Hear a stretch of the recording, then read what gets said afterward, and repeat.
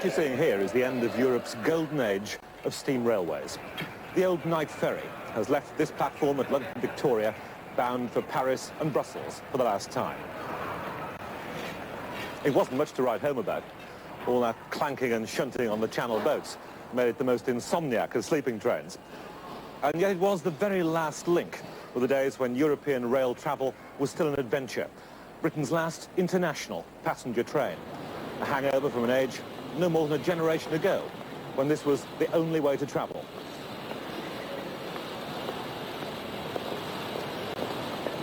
For 100 years, excited passengers have been crossing these platforms. Posh English trippers off to the preferred watering holes of Montreux or Biarritz. Politicians or shady agents en route to the melting pot of the Balkans. But mainly, just people who liked a bit of adventure, off to join the eastbound, steam-hauled Orient Expresses. And now I'm travelling east too. How far I'll have to go to find traces of those old days, I just don't know. For much of the journey over the Alps, I'll be travelling in the best trains that modern Europe has to offer. But above all, this is a journey of the imagination. A journey through a world of railways that's already gone.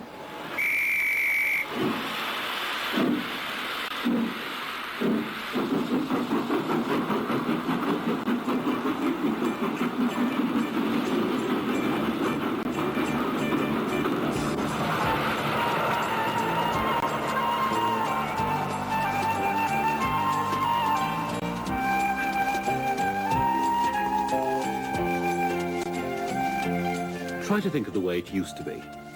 Perhaps you've got fond memories of travelling this way in the 40s and 50s, when there was all the time in the world, and the steam still carried with it a surge of excitement. The view from the window was just a B feature before the main attraction.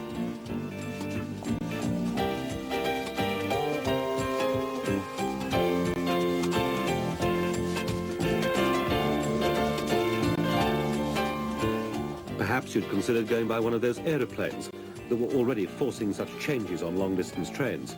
But you decided against it. What you wanted was a cruise by railway, and the travelling was a holiday in itself.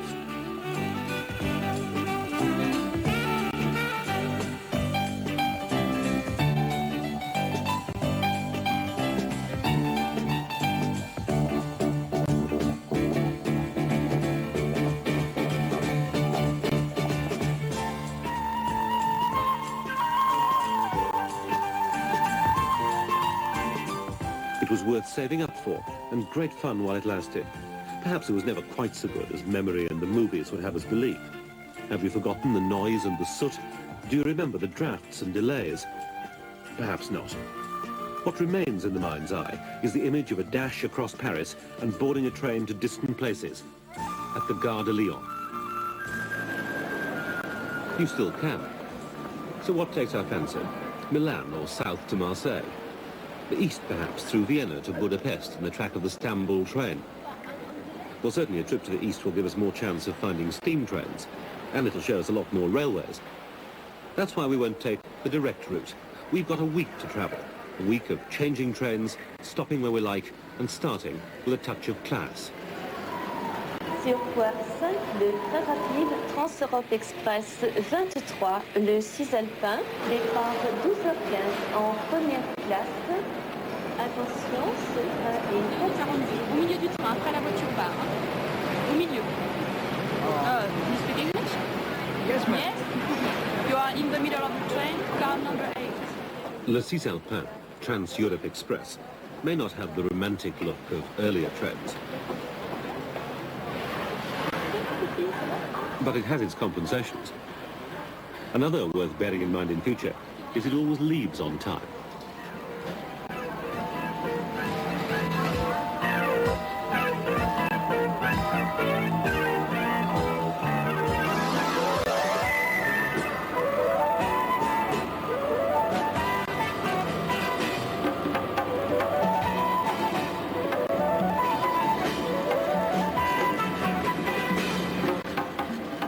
There isn't a better way to start our journey. These are the first-class continental trains, the internationalist dream, running across the frontiers of a dozen countries in much the same way that the luxury coaches of the Wagon Lit Company did 100 years before them. thease Alpin, getting us to our first destination on Lake Geneva in 4.5 hours of quiet, air-conditioned comfort.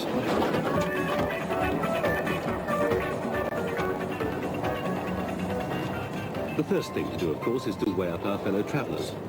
They're certainly not the elite bunch we'd have journeyed with a century ago.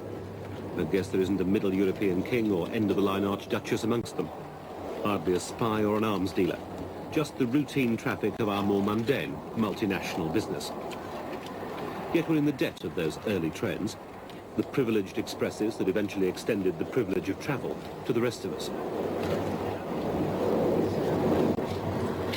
Before them, we were bound in by the narrow circles of city or village life, until the tracks went over the horizon.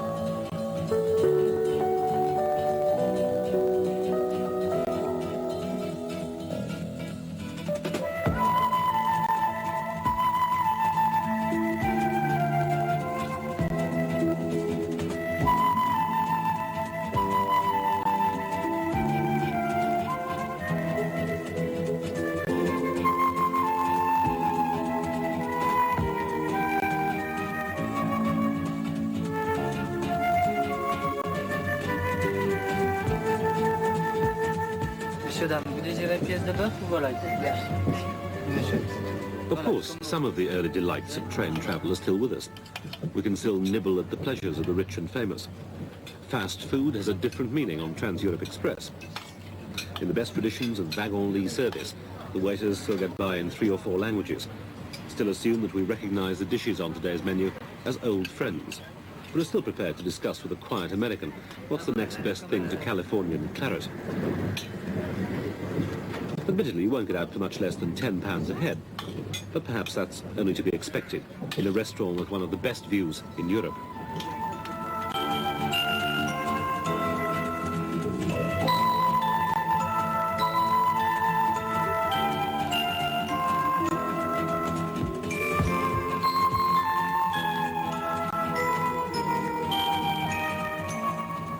Mesdames, Messieurs, nous arrivons à Vallorbe.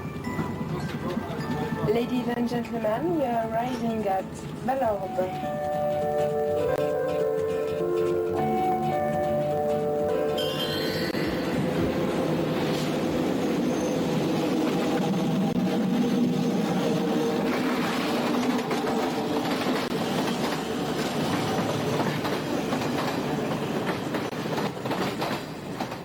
Our first border, France into Switzerland, accomplished with the smoothness of 100 years of practice.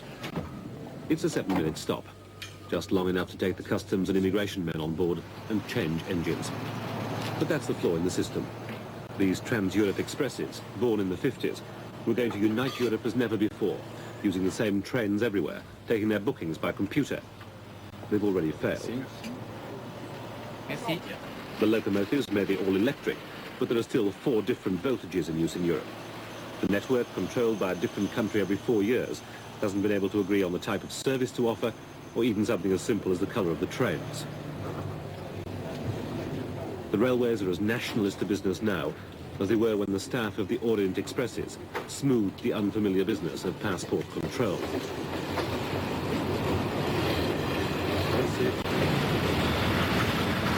Soon perhaps thease Alpin will be as out of place and time as the great European resort the railways created. Soon its arrival at Lake Geneva will be no more than a picture for the scrapbooks, a photograph pasted a few pages on from the holiday snaps of earlier days, from the years when this corner of Switzerland was Little England in the season. The well-to-do came to Montreux to take the Alpine air and have a last fling before the sun set on the golden age. Some, like Quai Dalrymple, stayed. A lot of people have passed through here. They seem to be rather quiet people, whether they came here to recollect themselves because it was a beautiful spot and it was quiet and the view is magnificent, and you have the lake, which was in those days not polluted. So it was quiet making. You could go for trips on the boat. From here, people went up to Glion, which is very easy with the little trains, or to Caux, which they did a lot, of course. And it was a relaxing place. A place packaged by the railway companies. Wagon-Lit was here, and hotels to match the excellence of their trades. They used to have the dancing here in what is now the music room. And they had a band then. We used to have tea and dance in the middle of the room, very sedate with our chaperones, of course. And we had our private parties, we had our dances, of course, we had our special group. And we used to go to what's now the Hazy Land, which was called the Pavillon des Sports in those days. So you could go every afternoon and have tea there and dance. And now and then we had a concert. There was a lot of dancing in the Grand Hotel, which had a big room for people used to come there. I feel it's one of the places you can go and live when you're very old. But otherwise I wouldn't come here. It's too noisy now.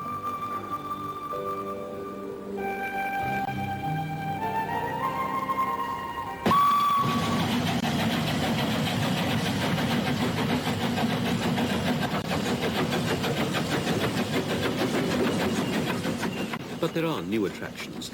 The commonplace of Quai Dalrymple's day, preserved in axle grease in the hills above Montreux. Once the line from Blonay to Chambly was one of 100 rural steam railways. Now it's 3 miles of track and worked by amateurs. The part-time world of Preservation Society president François Bossard. Vous savez que dans la vie, on réalise des fois, je dirais, un petit peu des rêves d'enfance où on essaye de retrouver ce qu'on a vécu autrefois. Et mon premier intérêt n'a pas été pour le chemin de fer directement, mais pour les bateaux à vapeur. Et j'avais un grand-père qui était ingénieur comme moi, qui m'avait conduit sur les bateaux à vapeur du lac, où on voyait encore les machines à piston, il y en a encore quelques-unes. Et c'est lorsque, en 1968, j'ai entendu parler qu'il y avait une société qui allait se constituer pour remettre en service et conserver du matériel à vapeur. Je me suis dit, eh bien voilà, un bateau à vapeur c'est très grand, une machine ça sera un petit peu plus petit. Je me suis intéressé, je me suis approché, et maintenant ça fait des années que j'œuvre à cette société. The passion of Monsieur Bossard, firing the imagination of a new type of visitor. Hello, Schaffner coming up nice. Come on, Charlie boy, keep coming this way. That's it. They're a bit different from milords and ladies who used to live it up here. For one thing, they actually want to get close to the machines that frighten the horses. So if we go down to the end there, we can get her coming back down that tender first. She reverses at Blonay, and we can pick her up again somewhere near the tunnel mouth.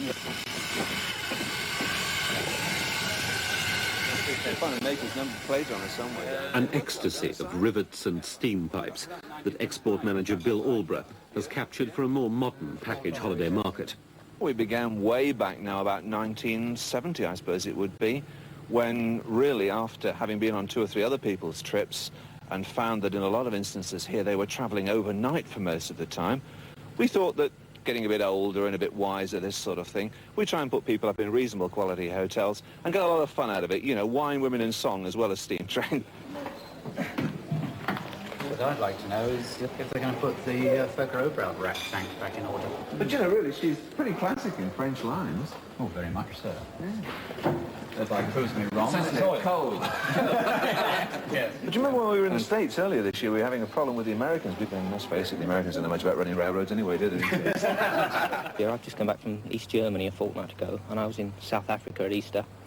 Last year I managed to visit about 10 different countries, actually, although not all in trains. We went to Spain, Portugal, Italy, Romania. Can I mention Yugoslavia? Several places. I can't really remember them all now. I like travel, and I also like railways, and if you put the two together, the one makes a very good excuse for the other. You get in the blood. You know, it's very much steam in the blood, I suppose.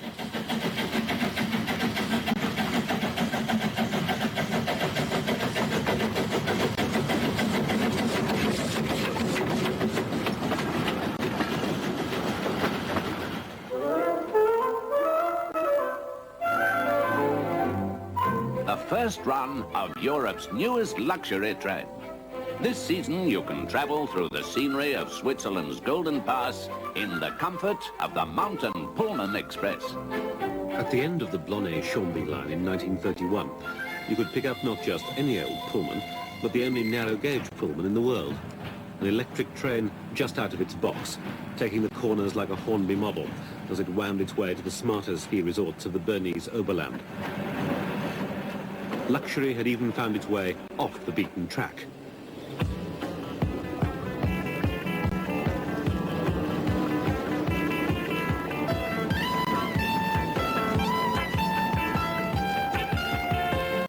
Today it's a 2-hour kaleidoscopic trip in the Panoramic Express. Tourists, the breed that first inspired these railways, are still its most important customers.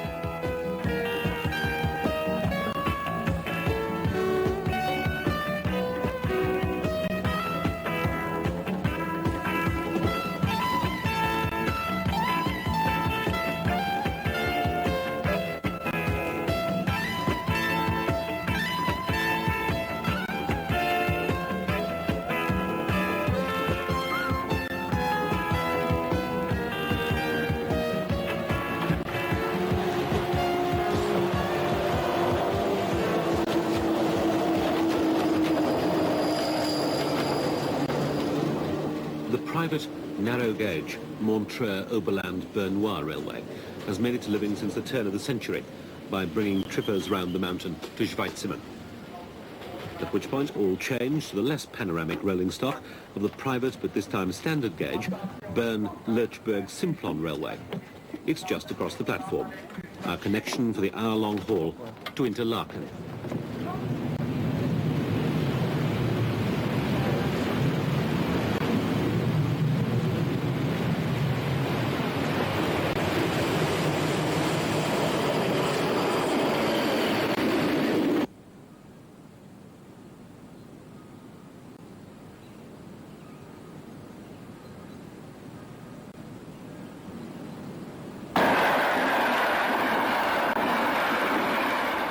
This is certainly not the route for people who object to changing trains. Across Switzerland you could take almost 100 journeys and never use the same railway company twice.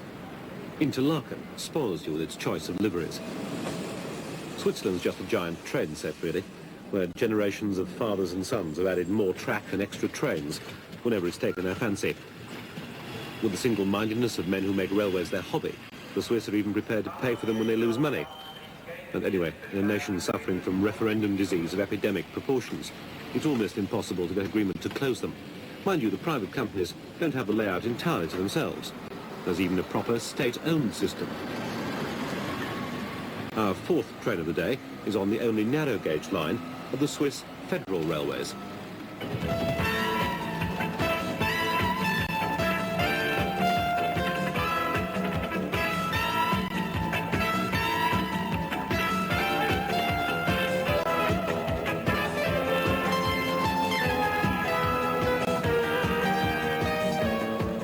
This is the Switzerland of the less energetic Victorians.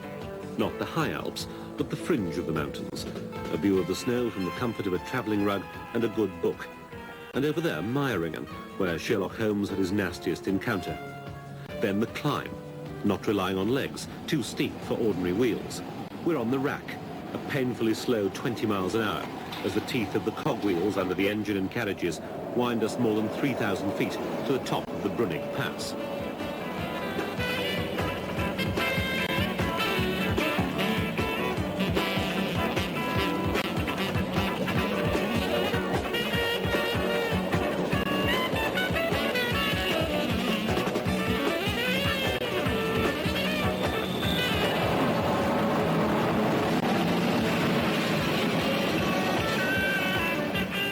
An up and over railway, with no more than a moment's silent running at the summit, before we're plunging into the 1 in 10 or 1 in 12 gradients.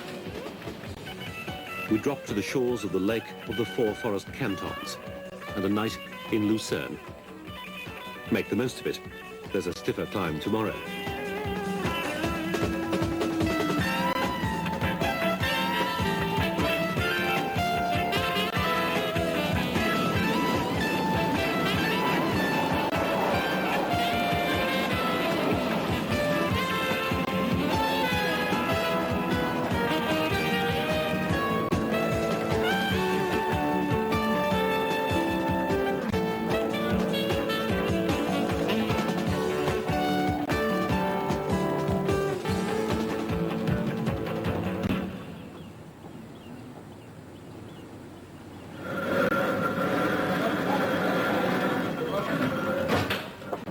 Our third day, and one that'll have to start without breakfast if we're to see this, our 8th train, being loaded. The early morning up goods, just about to climb out of its terminus on the other side of the lake.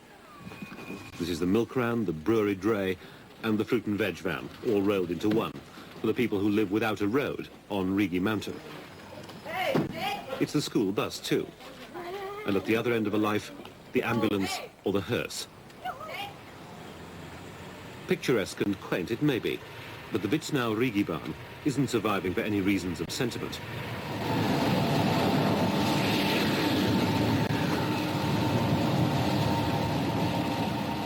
It's been getting the mails and the supplies through without a break since the day in 1871, when in the middle of the turmoil of the Franco-Prussian War, it was opened as Europe's first mountain railway.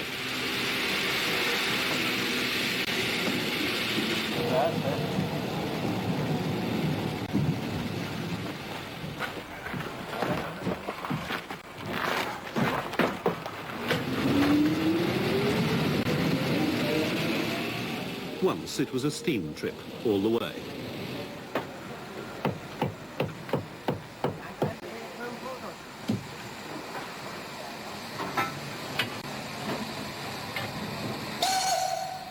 Steam-driven paddles to the Witznau pier, then behind kneeling black locomotives to the top of the mountain. They still dust off engines from the 1920s every summer, because the Rigi is a special occasions railway as well.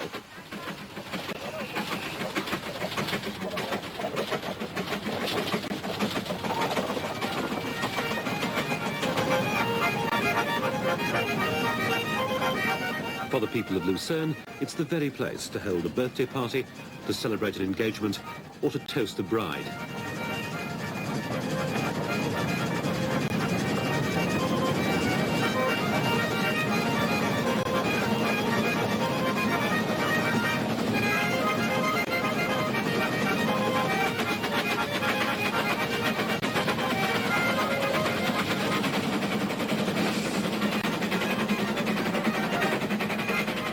You certainly need a head for heights.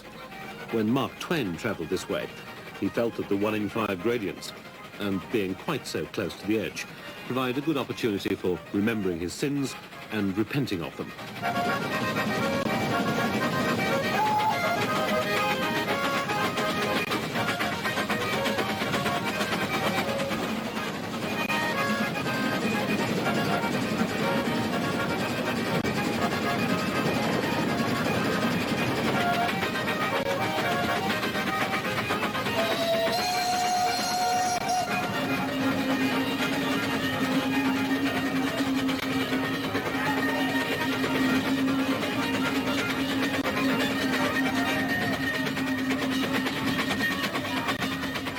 Today it's the Japanese who are among the best party customers. But mainly it's still the Swiss themselves, having an ethnic knees up, while congratulating themselves for having announced to hang on to railways that other less sensible nations may have closed a generation ago.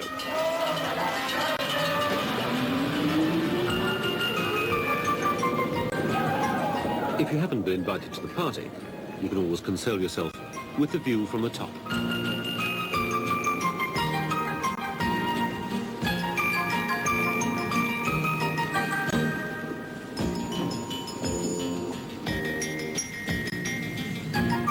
What goes up? Yes, of course, you've guessed. Comes down by a different railway and a separate company on the other side.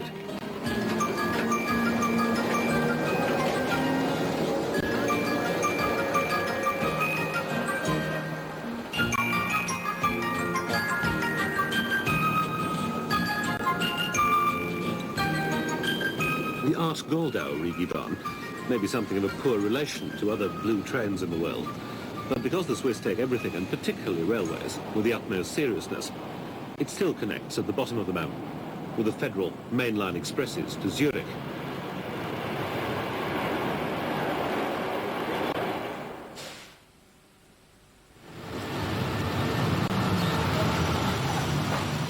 There's always something reassuring about railway stations in the morning. The victory of timetable efficiency over human weakness. We may not be sufficiently awake to know what day of the week it is, but the railway has already been up and about for hours. Whilst we're still marvelling at how these strange Europeans can really eat salami and drink schnapps at breakfast, our train has already been dressed for the day.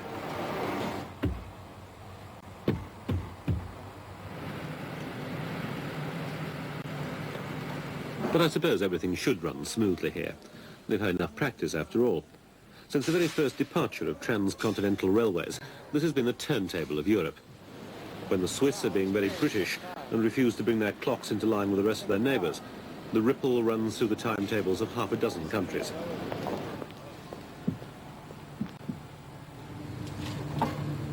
Whether you're travelling west to east like us, or north to south, you can scarcely avoid using Switzerland as a staging post.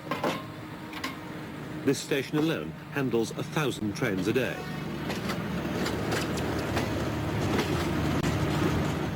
Long after the prestige of railways died, guards and drivers here are still engaged on work of national importance, and they have a uniform to prove it. They were experts in courteous passenger handling long before airports began to abuse the privilege. And most remarkable of all, it seems that wherever you come from, they actually understand what you say. Let's just go all the way to Vienna.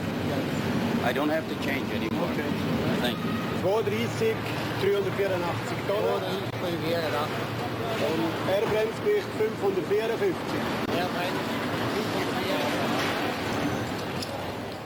The departure. To the Swiss, a moment of religious observance. It would, of course, be a sin if the train was late. Track 3, express train Transalpine to Innsbruck, Salzburg, Vienna. Attention, departure.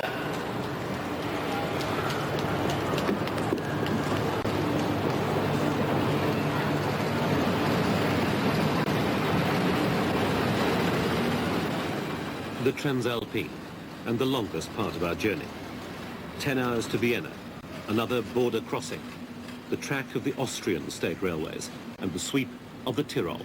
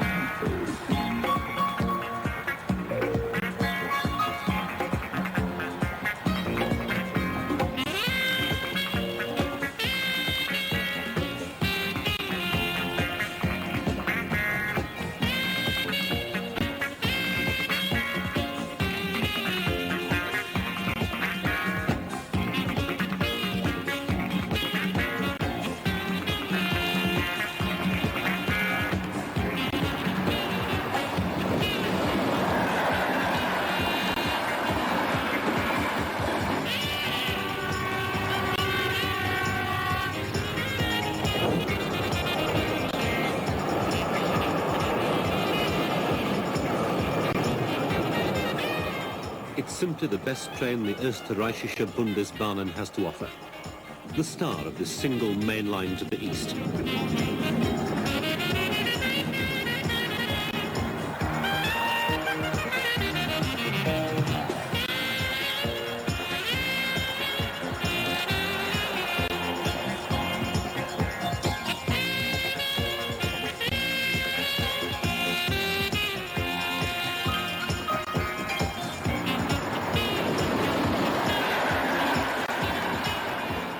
We've settled into the routine. The first hours belong to the scenery. But then, even in the Tyrol, you begin to feel you've seen that bit before. The train turns in on itself. with the polite bow that summons you to lunch and starts to take on the feeling of a not unpleasant 70-mile-an-hour hotel. It's got all the same advantages: a captive audience, people to overhear, anonymity if you want it. We know why we're booked in, but surely you've often wondered, what makes someone want to work here? That waiter, for example. Arbeiten tue ich nun genau 3 Jahre hier. Und warum ich da lieber arbeiten tue, Punkt A, habe ich mehr Freizeit. Und Punkt B, meiner Meinung nach, ist da einfach viel mehr Bewegung, viel mehr Leute, internationale Leute kommen öfter her. Und man hat einfach einen anderen Kontakt mit Leuten als in einem normalen Restaurant. Or the chef. How can he possibly turn out haute cuisine in a broom cupboard? Der Unterschied ist zu einer Großküche, dass man, sagen wir, weniger Weg zurückzulegen hat. Und der zweite Grund, warum ich hier arbeite, ist der, dass ich erstens einmal relativ viel Freizeit habe und dann doch irgendwie in Europa ein bisschen umherkomme und andere Leute und andere Städte sehe. You can understand why the manager does it. It's fun being boss, in charge of the mobile staff. But how do you get the top job on a 5-star train? Vor 25 Jahren habe ich bei der österreichischen Bundesbahn als Schaffner begonnen. Zuerst bei den Güterzügen, später dann bei den Personenzügen im Nahverkehr, noch etwas später dann bei den Schnellzügen. Seit circa 10 Jahren bin ich Zugführer hier bei den Schnellzügen. Und meine Aufgabe ist, den Zug vor der Abfahrt vorzubereiten. Das heißt, die Wagen zu notieren, das Gewicht, dem Lokführer zu sagen, wie lang der Zug ist, wie schwer der Zug ist. Und für alle Besonderheiten beim Zug bin ich eigentlich verantwortlich.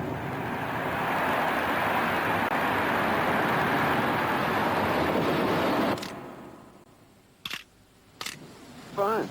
Rather nice. Okay. Right, okay. Now this is the beauty of our journey with a camera. We can stop where the Transalpine doesn't. We can take a roll of film and join the other British visitors on a railway straight out of the pages of Thomas the Tank Engine. The Zillertal Barnes tank engines are rather more aristocratic names, and sadly they don't have a fat controller. But they do have Derek Mayman, who's very kind to them. Every year he leaves briefcase and business suit at his factory in the Midlands and slips into something more comfortable, the overalls and oily rags of the footplateman. Shouldn't be business. It may be his holiday, but it's no less serious a business. If one comes to work, then one's got to take a proper turn and do somebody's work right through the shift. You can't expect people to come on first thing in the morning, put everything ready, just for you to step onto the footplate and do the easy stuff. So you've really got to take somebody's place and do the whole job, otherwise it's not a fair deal, is it?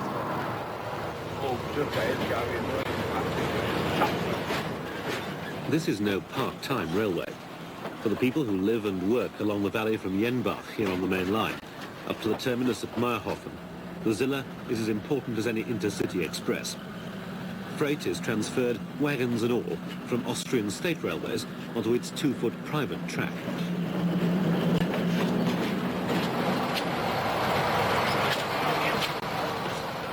Unlike its nationalised neighbour, that needs millions of shillings in subsidy every year, this line just about breaks even, with a little help from its friends.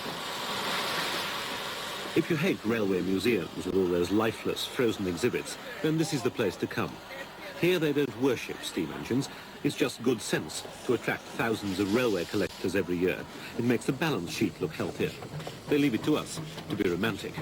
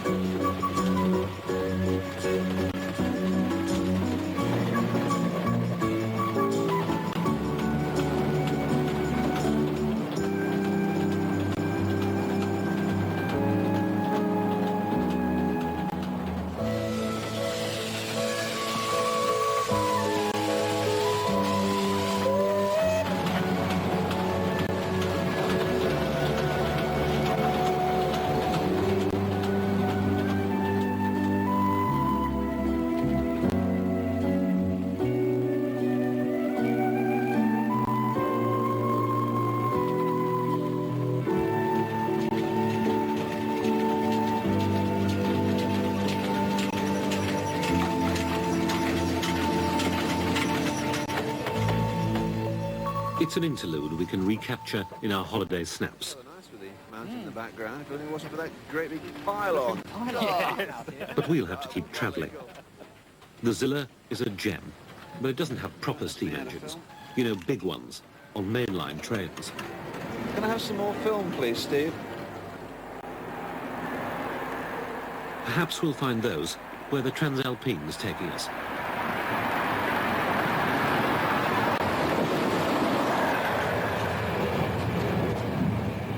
We settle down for the tail end of our journey, woken up by the shunting at Rosenheim as we run into Germany for a few kilometres. Snoozing again by the time we get to Salzburg, charting our position by glimpses of passing stations and the clock in our stomachs. We want to point out that there is a restaurant car in this train, and we ask you to kindly take advantage of this service. The direction to the restaurant car is indicated by an illuminated arrow in the corridor of your coach. Thank you. Should we thank the lady who tempts us to the dining car? Where does she go between announcements? Meine Damen und Herren, Schnellzug 249 von Sargans über Innsbruck, Kitzbühel und Zell am See mit Kurswagen von Kehl über Stuttgart und München fährt ein. Bitte Vorsicht. Tonight, Chris Lohner will already be back at her proper job, announcing on Austrian television. Her calls to dinner and welcoming arrivals are sadly nothing more than cassettes. It started out very funny because somebody asked me if I could do the announcement in English, French and German for the Transalpine, and that was it. And I thought that was it too. But actually, it was the beginning of a whole lot of work, and now I end up doing all the announcement for the Austrian railways. And I really enjoyed it. It's a complete different work from what I do, you know, usually I work on television, I talk in the radio, where there is much more personal engagement in it. I mean, you don't engage yourself by doing an announcement when a train leaves or arrives. I mean, you don't show any feelings, or you are happy or unhappy. I mean, actually it doesn't matter, you just stick to the text and you do it as it is being asked from you, you know. Wir treffen in Kürze in Wien ein. We will arrive in Vienna in a few minutes. Nous arriverons dans quelques minutes à Vienne. Wien Westbahnhof, Wien Westbahnhof.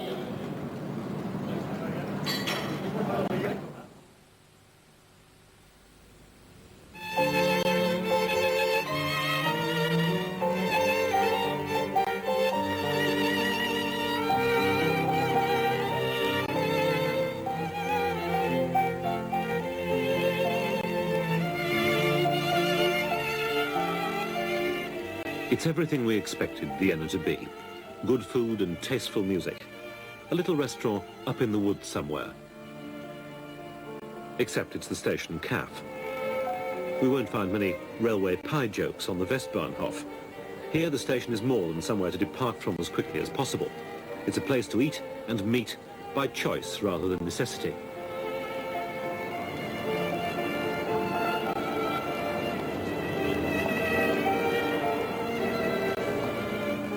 But once, you could have looked out from the platforms of the old Westbahnhof and seen that this was not a place of happy meetings. The trains still came, as if life in Vienna was running on schedule.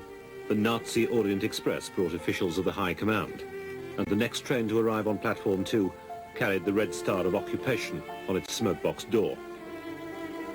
But whoever came, the people still died in the rubble, and the old world of pre-war railways died too, amid the ruins of the Austro-Hungarian Empire.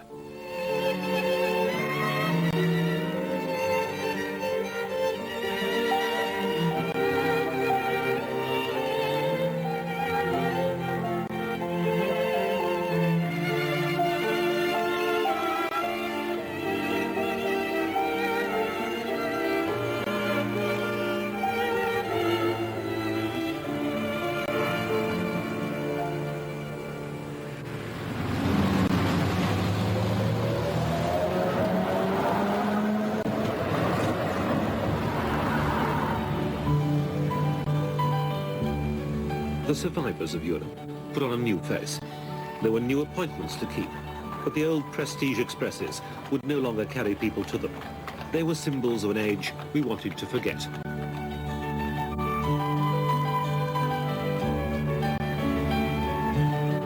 It's only with the distortion of memory that we smile a little and pretend they could have survived.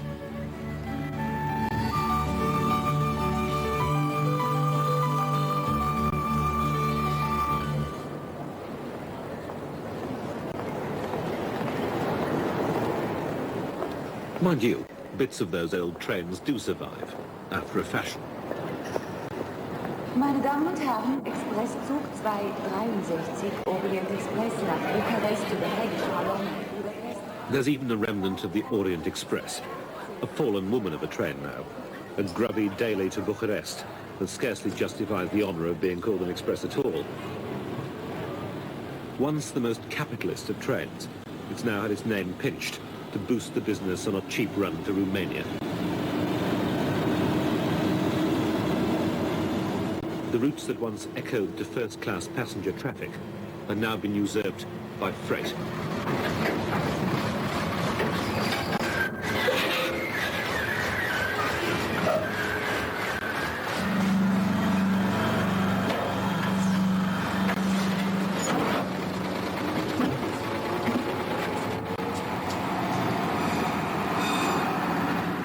This is what brings prestige to the railways now. This is where profits grease the sliding away of national frontiers. Here today, Hull tomorrow, in a roundabout of heavy haulage that leaves lorries standing and notches up one small advance in the battle with the airlines.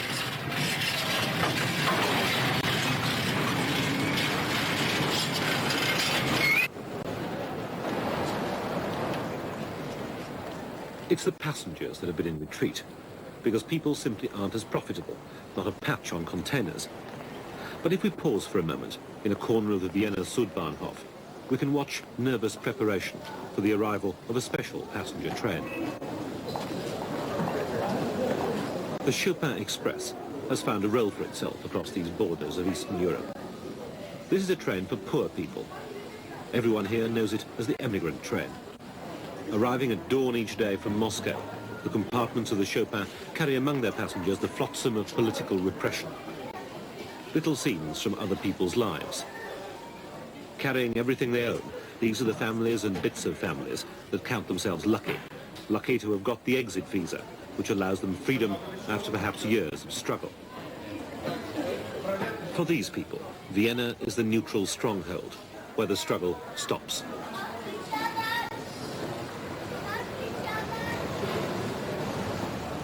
For us, it's a new start, too. A journey to the fringe of the world that they've left behind. 5 days out from London, we're going to raise a corner of their curtain and slip across the frontier into Hungary. It can be a nervous moment, waiting for the train to leave. Will it be as sinister as preconceptions and imagination have told us? Is it significant that the Lehar Express is our 13th train? We'll know soon enough.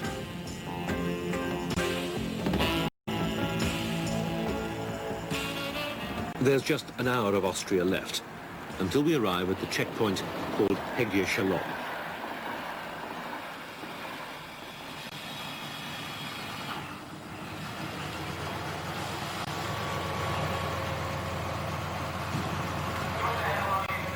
I suppose this is what we expected.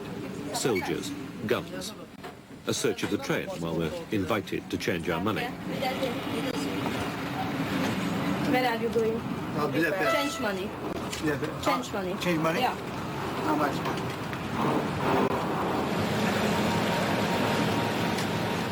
How much do we have to change? Thank you. Thank you. A change of engines too, but at least this one brings a dining car with it. Thank you. This one will be happy now.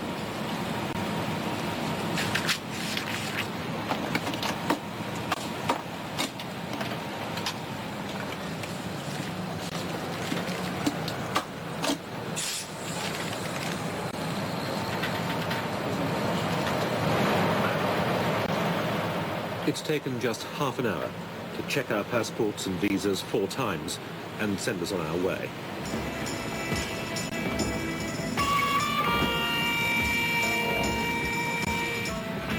Three hours to Budapest.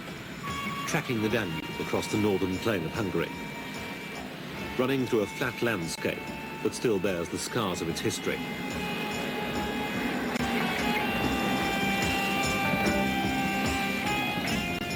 This is the poor end of the Austro-Hungarian Empire, fought over and bartered in a score of European conflicts. In the last war, levelled in punishment for not knowing what side it was on.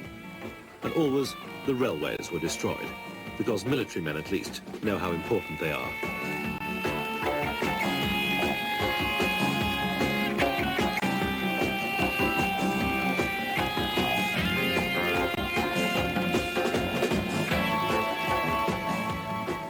Rebuilding has been a slow business, because Hungary had little help. Its new masters had long memories and saw the advantages of a generation of poverty. But eventually business sense prevailed. They didn't have to like the West to trade with them, and trade needed trade routes, the access to markets that new lines through Hungary provided.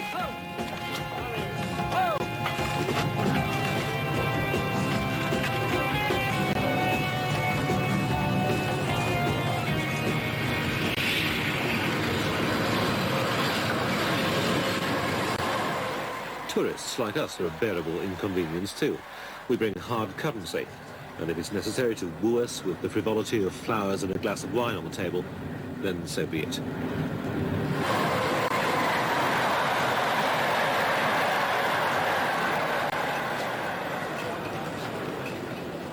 We'll be made welcome, unofficially. At Kaleti Station, our terminus in Budapest, the rules will be bent a little. The hand of state enterprise can't entirely cover the fact that this is a capitalist city, a city that just can't be persuaded it's not part of the West.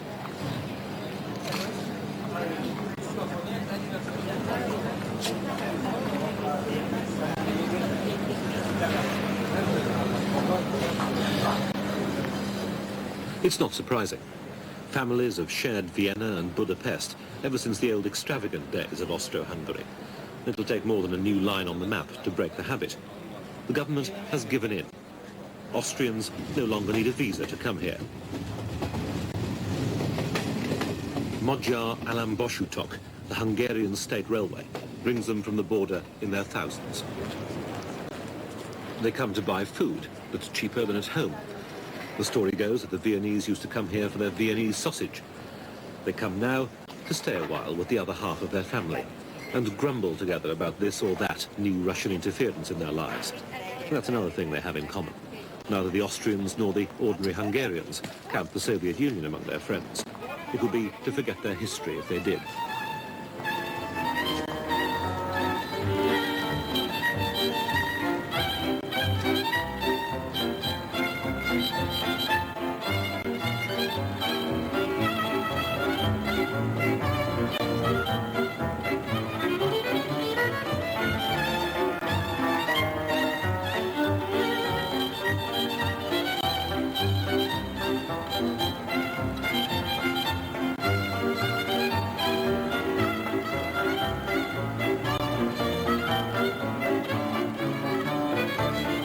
But the people of these twin cities that straddle the Danube recognize that state control, for all the faults of the people who wield it, has its advantages.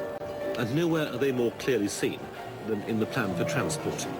Buda and Pest can boast a truly integrated transport system. On the foundations laid by Hungarian private enterprise, because, after all, Hungary was in at the start of the age of railways, the state has provided cheap, efficient travel for the people. Railways outgrew the financiers who conceived them. They became the great levellers, a socialist ideal. If we travel a little further, 6 or 7 kilometres into the forest above Budapest, we can find the nursery of that ideal.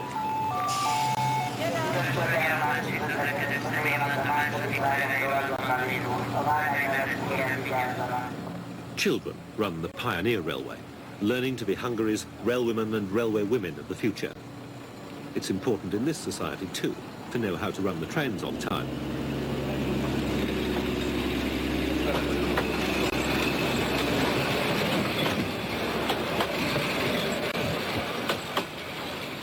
Úttörő vasutas pajtás vagyok, az úttörő vasutat úttörők irányítják. 1950-ben indult meg az úttörővasút.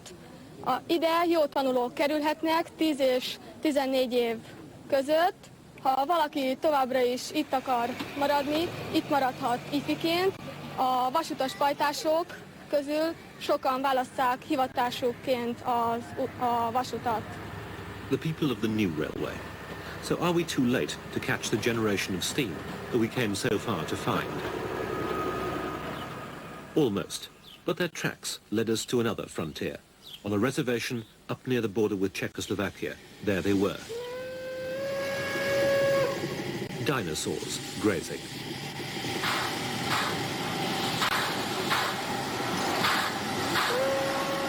Beasts from the mythology of railways, still a potent reminder of past endeavours. But no mainline train is entrusted to them now.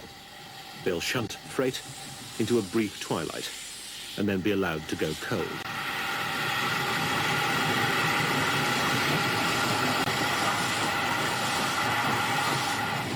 It'll fall to the enginemen of Hungary to damp down the fires of European mainline steam. But when they do, it'll be with the conflicting sentiments of nostalgia and practicality experienced by men of the same breed in Doncaster or Crewe. A gőzmozdonyon dolgoztam 30 évig, nagyon szerettem, nagyon a szívemhez nőtt.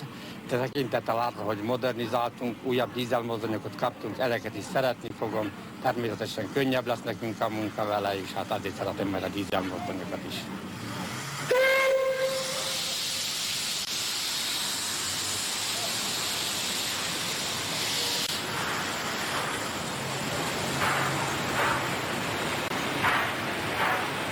Hát én sajnálom egy kicsikét a gőzmozdonyt, mert abban nevelkedtem, abban nőttem föl, és most már megöregettem, így most már én úgyis nyugdíjba megyek, és a dízelek fognak most már jönni.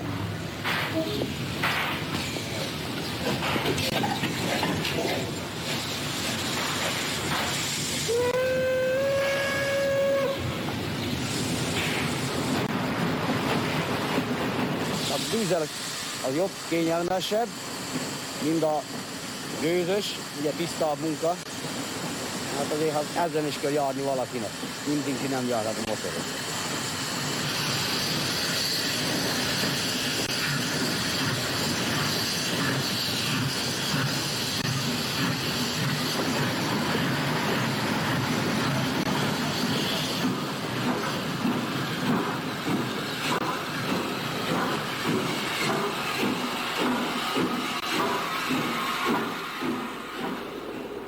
We travelled 1,000 miles to be with them at the end.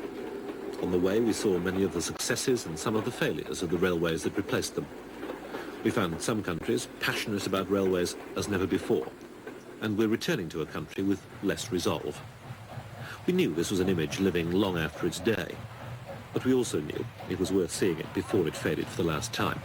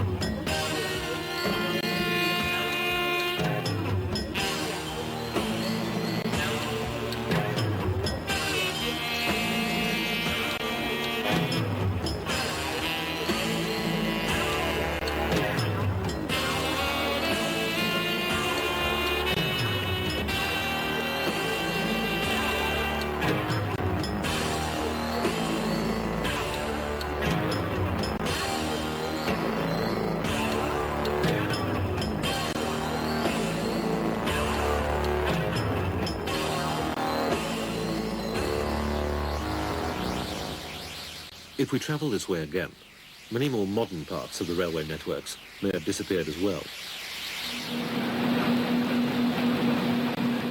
There's already a new generation of European railway design.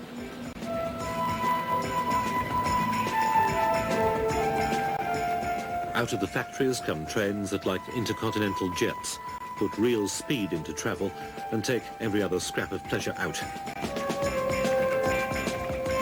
Perhaps then we'll long for a reminder of the gentle Cisalpine. Perhaps we'll wish we had a moment to catch breath at Zurich, that the landscape was more than just a blur. But then it won't be so bad. Whichever way the trains go, we can still use our imagination.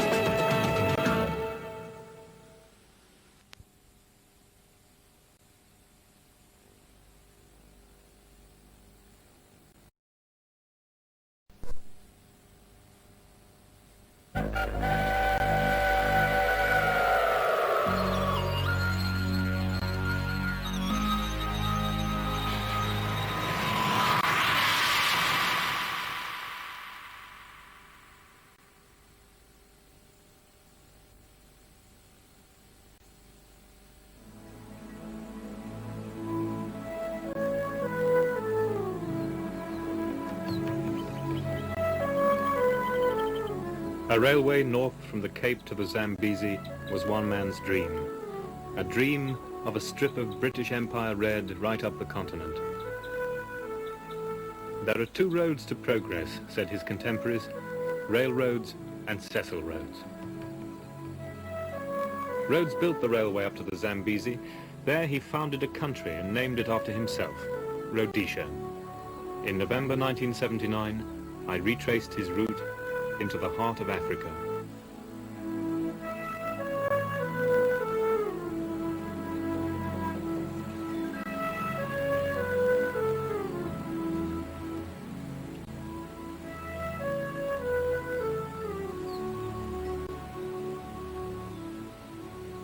Table Mountain with its tablecloth of cloud. Cape Town, 1979. Mother city of the Europeans in Africa. White tip of a black continent. At the start of the South African summer, the fate of the other white supremacy in Africa is being decided. By the end of my journey, the war in Rhodesia could be over. Whatever happens, the journey will be unrepeatable.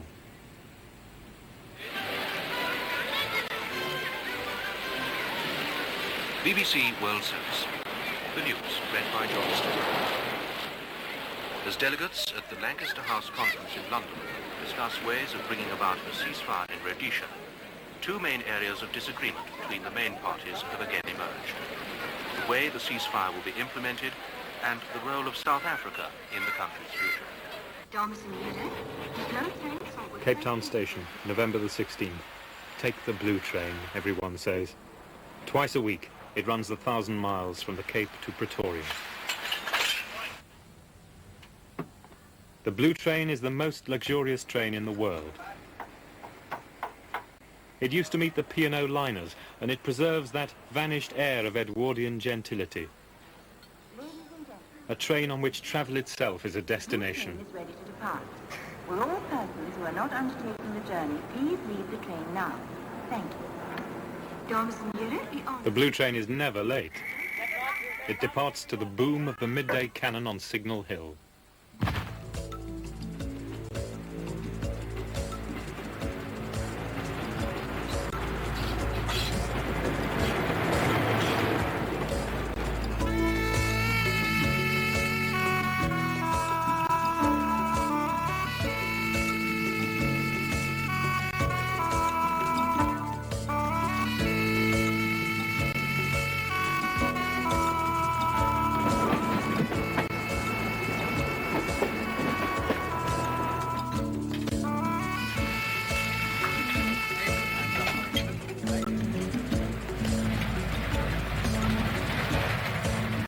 At a sedate 40 miles an hour, you gaze out on the world through windows tinted with pure gold to keep down the glare. In the bar, a bridge class and the easy camaraderie of a top hotel. I like the little touches and I love being spoilt. And they really make a fuss of me because as a regular traveller I became one of the family almost, you know. I was even presented with a pink carnation from the display one day and welcomed aboard.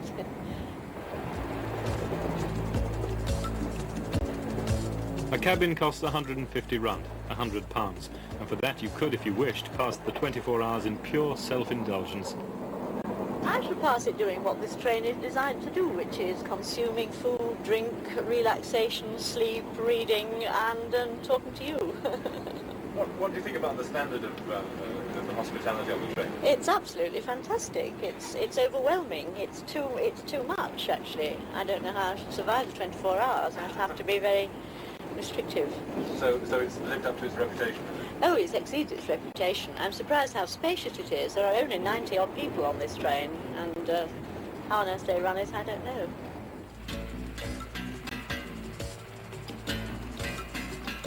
Before lunch, I pay a social call, there's no other word for it, on the occupants of the luxury suite. In addition to a limitless drinks cabinet there, 205 rand, £120, buys them a plush bedroom, a bathroom with full-length bath, and of course a servant at the end of the bell. Well, you really do get 5-star service in every way, and I mean that. I tell you, I'm not looking forward to getting off tomorrow. I enjoy the luxury too much. What, I mean, you're in the top kind of suite on the train, aren't you? What do you get? How many rooms have you got, and what is there in them? Well, we've got a lovely bedroom, a lovely room to entertain people like you, all the bathroom facilities. What else would you want? And you can watch the world go... Watch the world go by, and the bar service. Cocktail cabinet for your husband. The first hours of the journey pass through the fertile, temperate plains of Cape Province, with their oak trees and vineyards, heartland of the original Dutch settlers of the 17th century. Their descendants, Afrikaners, Africans, they call themselves, have formed the ruling elite in South Africa since 1948. It was they who introduced apartheid, the total separation of black and white races. On the train, I meet Willem de Klerk, a 10th generation Afrikaner, a distinguished writer who farms in the mountains near here at Paarl. In the great spaces of South Africa, the people and the railways have always been bound up together.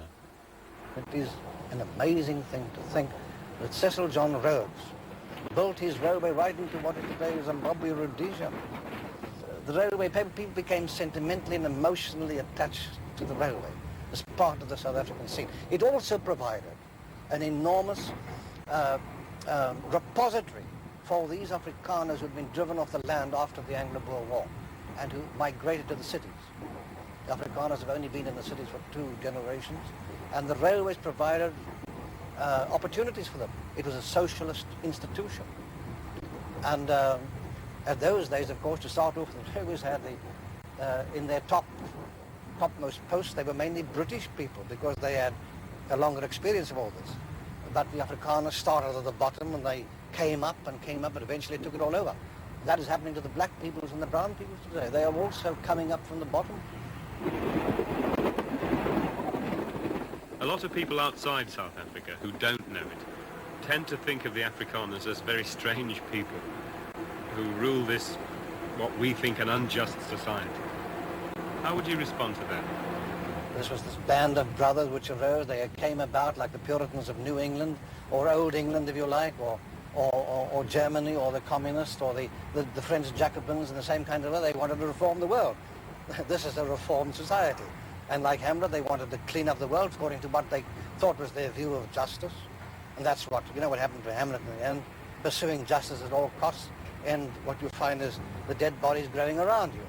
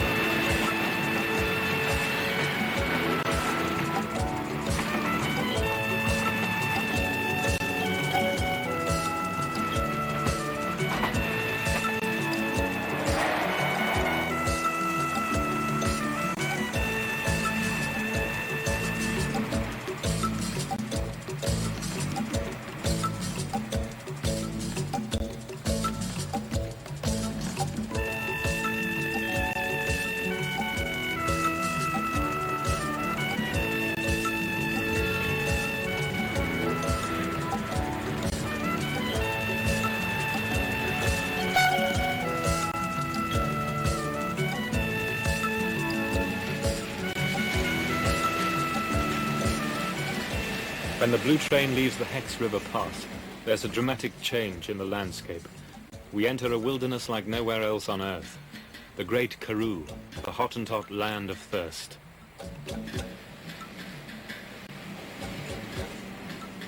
But you can't see life through gold windows. At 5 o'clock the blue train stops at Taos River to change engines. I shall get off there to discover something of the people who live by the track.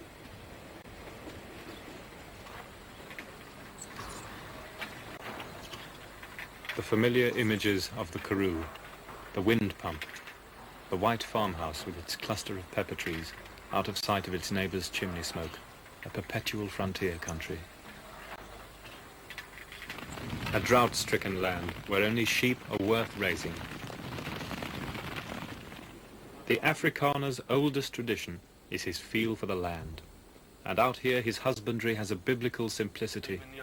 This sheep is about to have its throat cut. It's the owner's monthly gift to his workers on this farm by the railway track.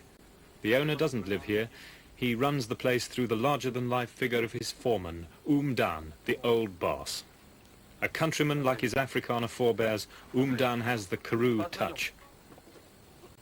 He is the man who knows sheep, who knows the veld.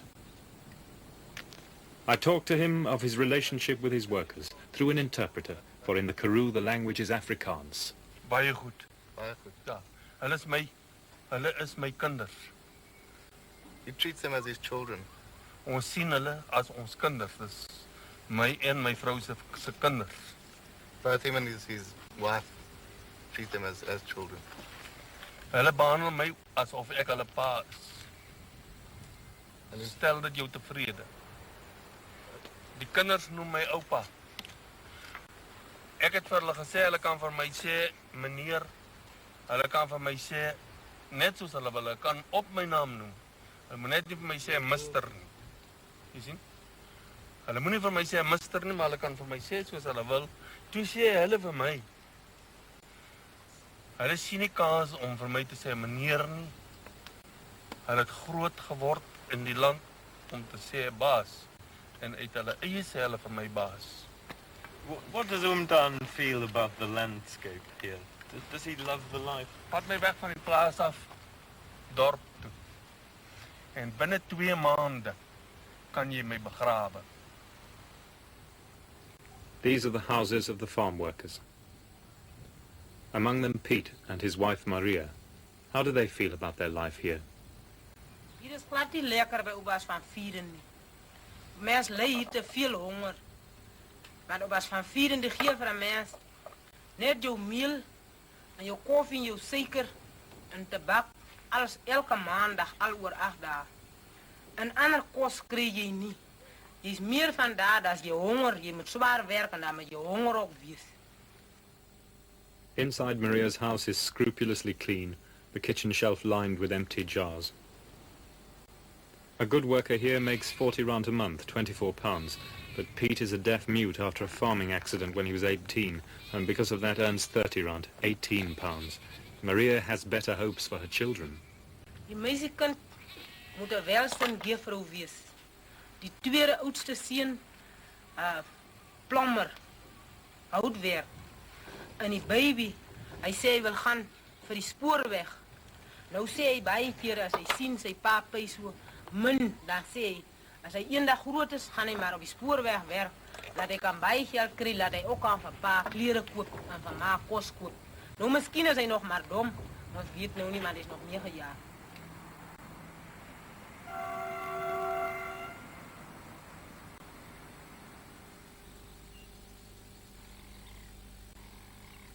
Wednesday, 5:30 in the morning.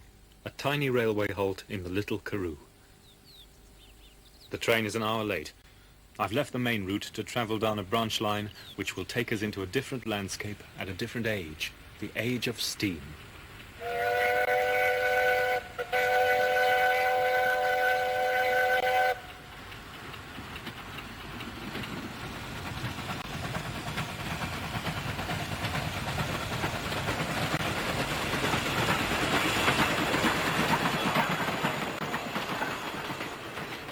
I'm about to find myself classified for the first time. I'm now a first-class white. The blue train has international status and is therefore unsegregated. But here, as almost everywhere in South Africa, black and white people are kept apart.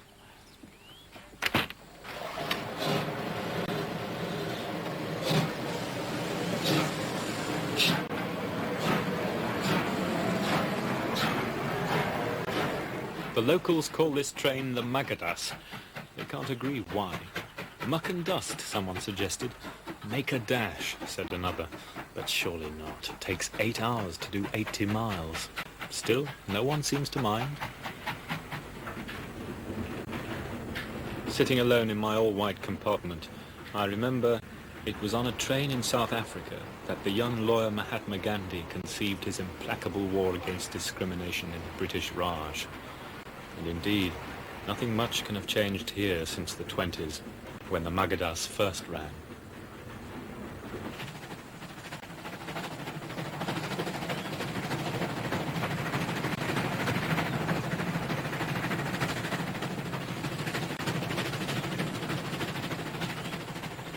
Elsewhere in South Africa, steam is in retreat. But here, you feel it ought to go on forever.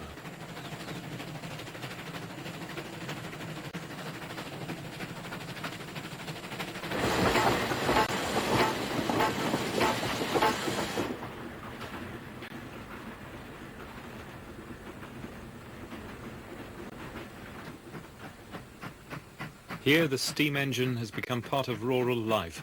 It links local communities in a region with few made-up roads. It ferries workers and their families to the vineyards in the Ladysmith Valley. It brings supplies to the isolated country farms, and it carries domestic water in the long dry season.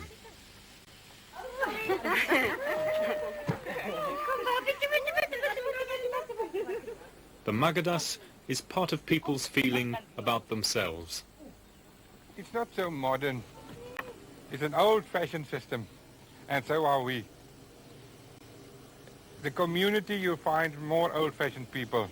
They stuck to the nature, and diesel system will surely not fit in with our mountains. We just got to have this steam locomotives here.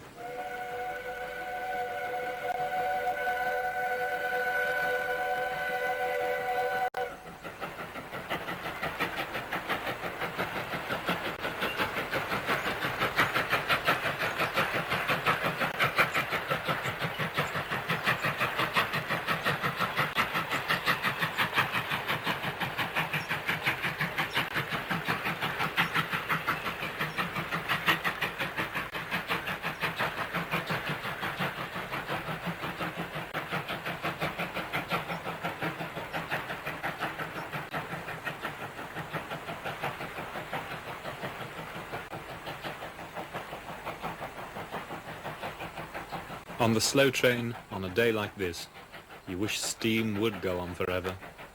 But I must press on to rejoin Rhodes's historic rail route north.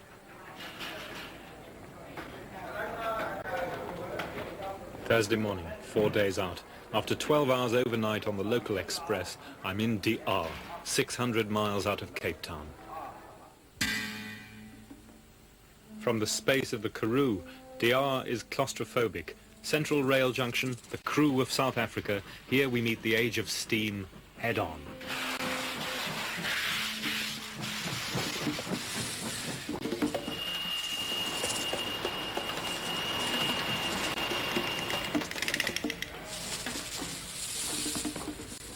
There are reasons for the survival of steam in South Africa. The Republic has no natural oil deposits of its own, but it does have ample coal and an almost limitless supply of cheap black and coloured workers to maintain the labour-intensive steam locomotives. Cleaning and greasing, but not driving. White railwaymen do that. They also apply the final polish. Come here, Jonas. Dave Marshall is the boiler shop foreman and also a town councillor. Mr. Hammer, to give special attention to the fire bars of... I set an example to them. I explained to them to follow me as their leader. They must learn from me. I must be a mirror in their life by being exemplary to them in every respect. And I said to one this morning, I said, the Lord has blessed you with the same amount of brains as myself. It's up to you to use it to the best of your ability.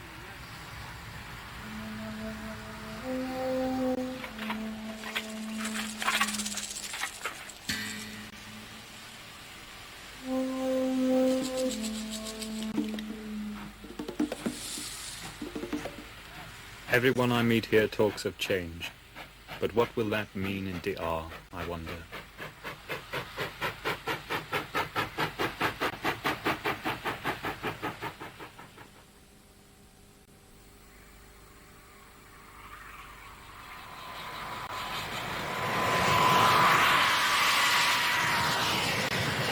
I'm on the footplate of Maria, a huge locomotive built for South African Railways by the North British Works in Glasgow, Scotland in 1953.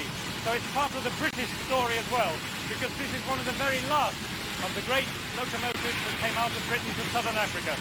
From then on, the Germans really took over the market, and in fact, Jennifer, the pilot locomotive in front, was built by Henschels at Kassel in Germany in the same year.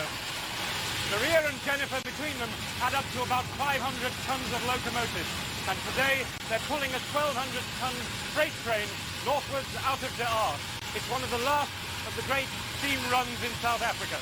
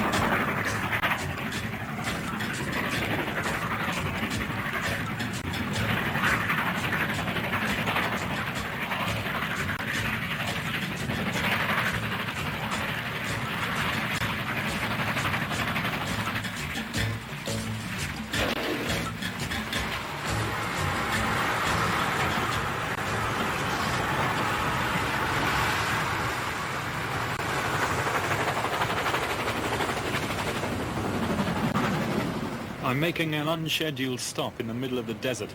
Not something you could do on every rail system. But with South African Railways behind you, the biggest organization in the Republic, you can do almost anything.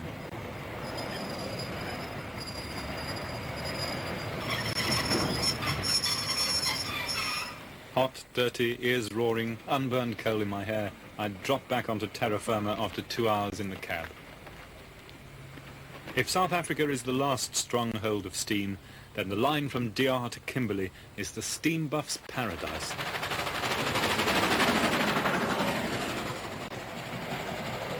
And their mecca is Crankhill. A halt in the desert with a general store come post office and a hotel. There you can watch the trains go by your bedroom window.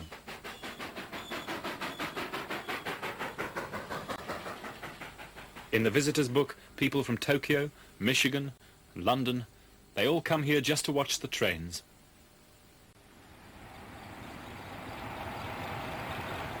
They certainly don't come here to get a good night's sleep.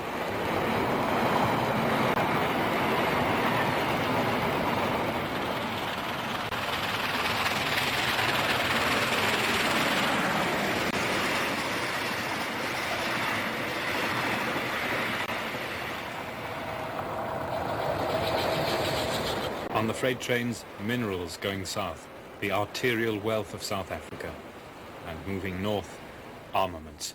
For Namibia, Rhodesia, who knows?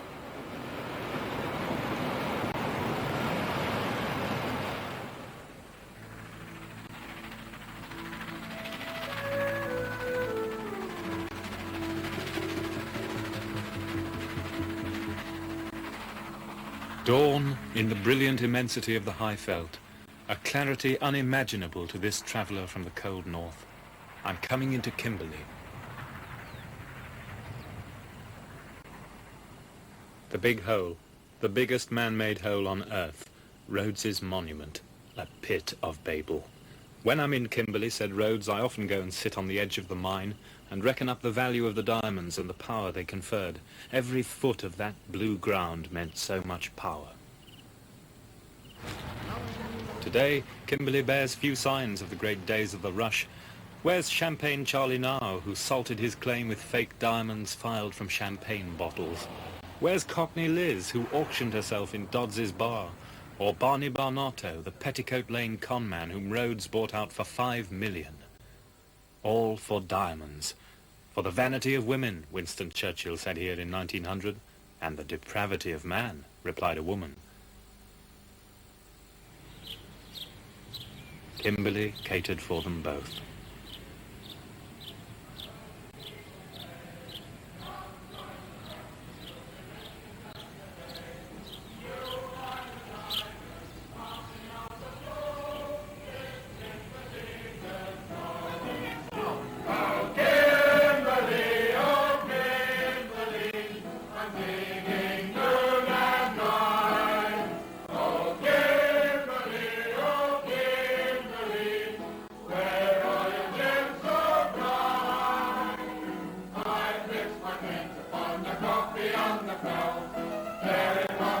The great days of the rush are now frozen on photos and in the reconstructed streets of old Kimberley.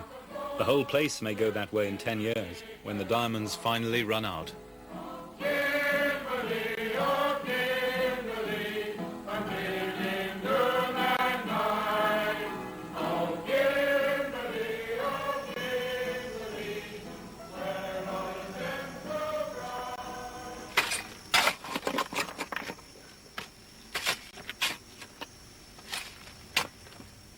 In time, the rush has become a trickle, but behind it is left a strange flotsam, a handful of poor white prospectors, licensed by De Beers to hand sieve for loose diamonds.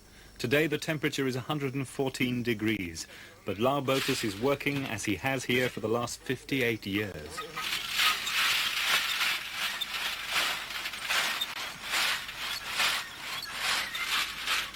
At 73, he still dreams of finding the big one. But are there any diamonds left here? Is daar nog diamonds hier? Heb je nooit gedacht? Man, ja, hier is een vreselijk, die diamonds is uitgegroeid, maar je leert nog enkele grote diamonds hier rond. Maar wie waar op je om krijgt, hier is nog diamonds. So isn't it very hard work just to hope for a scattered diamond? Kijk, hier is nog enkele grote diamonds. Kijk daar, en over de tijd terug staan daar 6 geloof 26 gekregen, ik weet niet, hij was een groen diamond. Hij is direct geweest. Die werd niet bij gegeerd, 1500. Toen hij meer aan die dorp met de beers gekregen. Ik ken een groot diamond daar. Ik ken hem. Ik ken hem. Alles is ook zwart, alles is ook bruin of het blauw. De diamond wat meneer Boet is al ooit gekregen? 14 jaar. Ik word gezoekt 1000 pond, hij wil niet geen en 800 pond hier. What did he do with the money? Wat heeft meneer Boet met al dat geld gedaan? Ik heb een elektrische keer even weg, dan denk ik het was maar een dikker. He used it for living.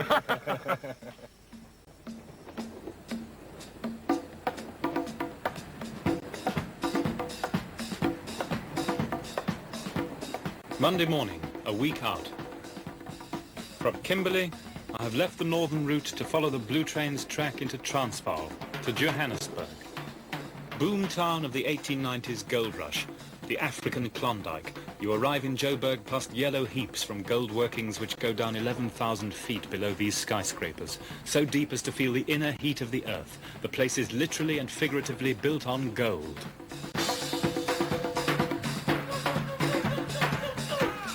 Political, commercial and racial hub of South Africa, the city oozes surplus wealth and purchasing power, a standard of living unknown elsewhere in Africa. Joburg is ringed by black townships which provide the service labour for this wealth. This is Soweto, the biggest, home of 1.5 million people, largest city in Africa after Cairo.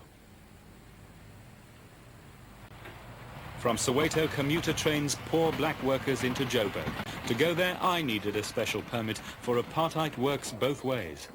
An hour's journey from the city by train, Soweto is out of sight from Joburg, on the far side of the buffer zone required by apartheid. It was largely out of mind until the events of June 1976. Riots, which began as a protest about the teaching of Afrikaans in black schools, became a cry of rage against the treatment of blacks throughout South Africa.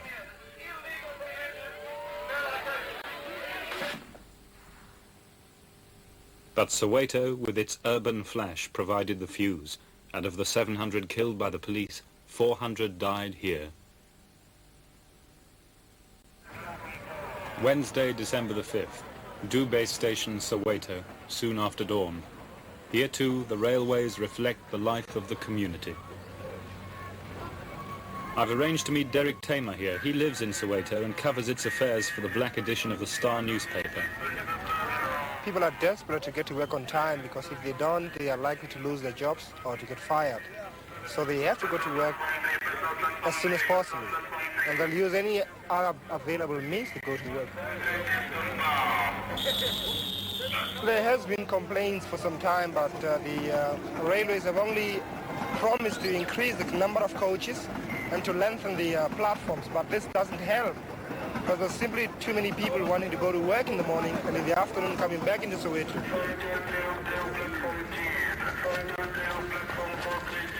People are here temporarily just to supply their labor to the big cities of Soweto, which is Johannesburg.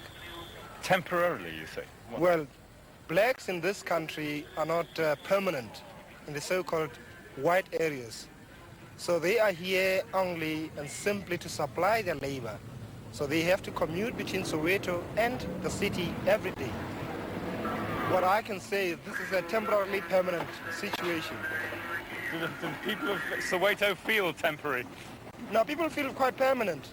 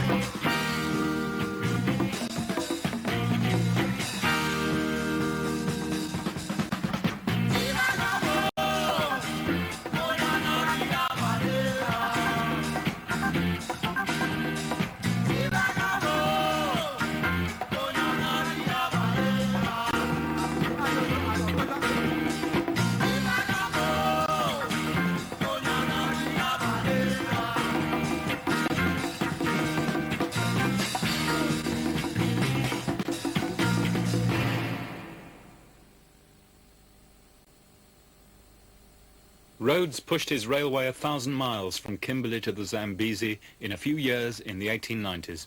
If there be a God, he said, I think he'd like me to paint as much of Africa British red as possible.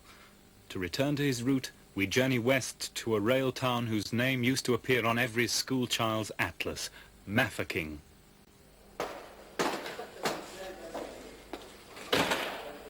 I suppose I came here expecting that somehow the Boer War siege would still be tangible. But today, another siege is on everyone's lips, and this time there will be no relief for Mafeking. In 1980, it will be assimilated into the black homeland of Bophuthatswana, and henceforth will exist only as Mmabatho. If we resist incorporation, the whites say, we'll become a ghost town, a spookdorp. But in a way, that is precisely what Mafeking is, and its real ghosts lie in a corner of a foreign field that does indeed remain forever England. Britons always loyally declaim about the way we rule the waves. Every Briton's song is just the same when singing of our soldiers brave. All the world has heard it, wonders why we sing. Some have learned the reason why. We're not forgetting it, we're not letting it fade away or gradually die. Fade away or gradually die. There's only one survivor of the siege now, Nora Crew. I think we took it as another day. Of course, I had a good mother who looked after us. My father worked in a town. I think he took the water round and gave it to the people. But we didn't think much of it, really. We children didn't. My mother often used to shout at us and say, you'll be running about without a head just now. But, of course, that was only fun, I think. What do you feel about such a historic old town going into one of the native homelands? Isn't it going to be a bit strange? I don't think it'll make much difference. At present, our native people are very respectful. They speak English to us, most of them, and they're very good. And we have I have no grudge against the black. Of course, I don't associate with them. I mean, I wouldn't like to live with them or anything like that, but that's only because I am white and they are black. But here in the Mmabatho Sun Hotel, young South African whites have a different idea. For in this so-called independent black homeland, they can legally enjoy delights forbidden them in the Republic proper. They can drink and dance with young blacks, and they can gamble. In South Africa, racial cooperation moves in mysterious ways.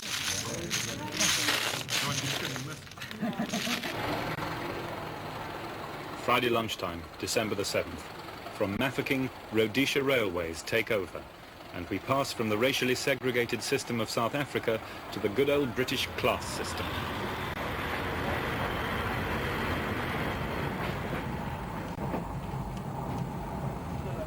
The next stage of the journey is a 24-hour, 500-mile ride to Bulawayo through the spacious, exhilarating veldt of Botswana.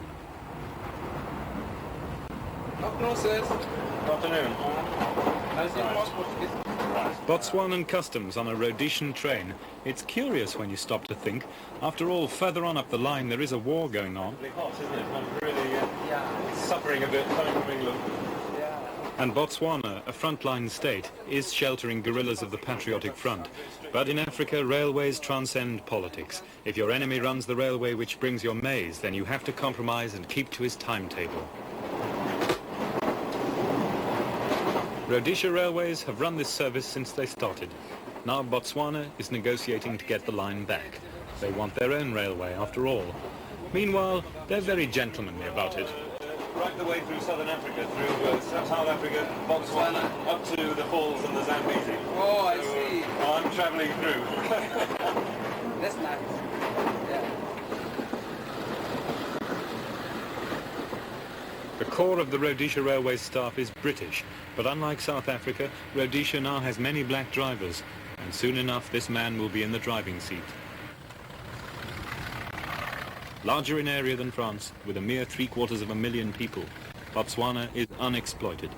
For many years after independence in 1966, this former British protectorate was one of the world's poorest nations, albeit one of the few democratic ones. But there's been a dramatic increase of wealth and urban population in the last 15 years. Now that new copper, nickel and diamond mines have been discovered, the bush awaits the exploiters.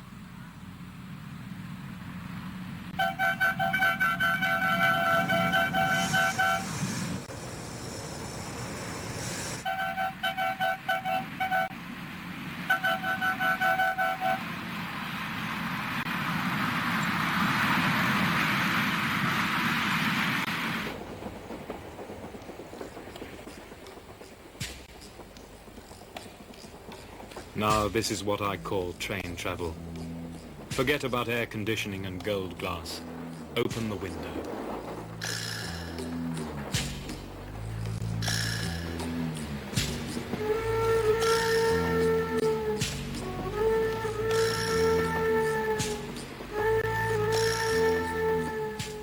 And there's the evening meal to look forward to, cooked on a coal-fired auger in a galley just wide enough to turn a pepper mill.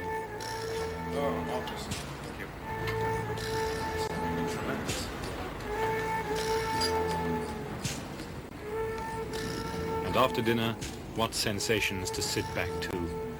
The sounds and smells of the fringe of the Kalahari, bushfires, cattle trails, sweet grasses of the veldt, chatter of distant voices.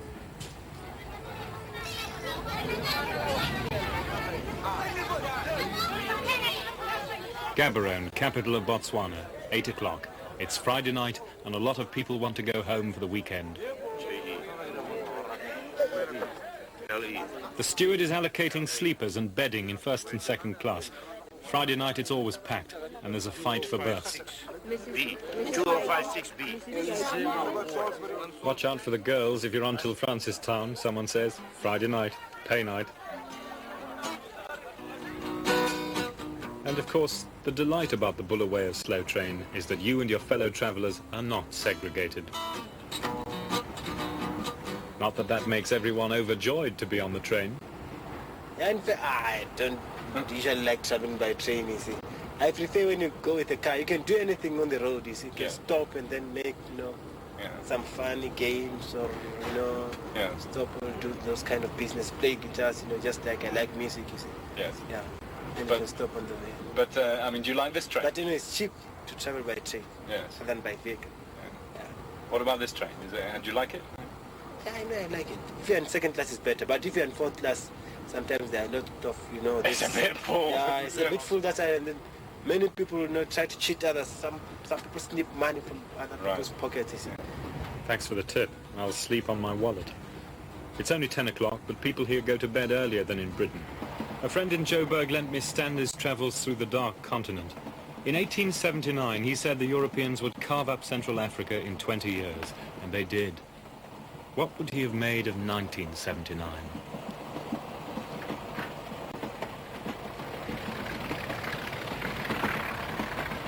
"6:30 in the morning, the scrub still stretches interminably.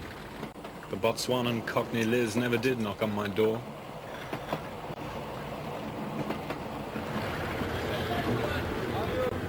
Francistown, the old capital. This was the center of Africa's very first gold rush in the 1860s. It was over in 10 years. Now all these men work on the Joburg gold reef. They've come home for the weekend.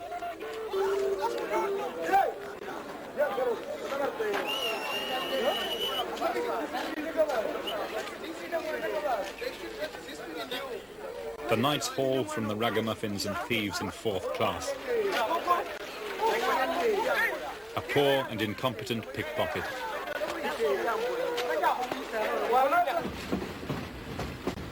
"11 in the morning. There's a different atmosphere on the train after Francistown. The crew are armed. We're approaching the Rhodesian border.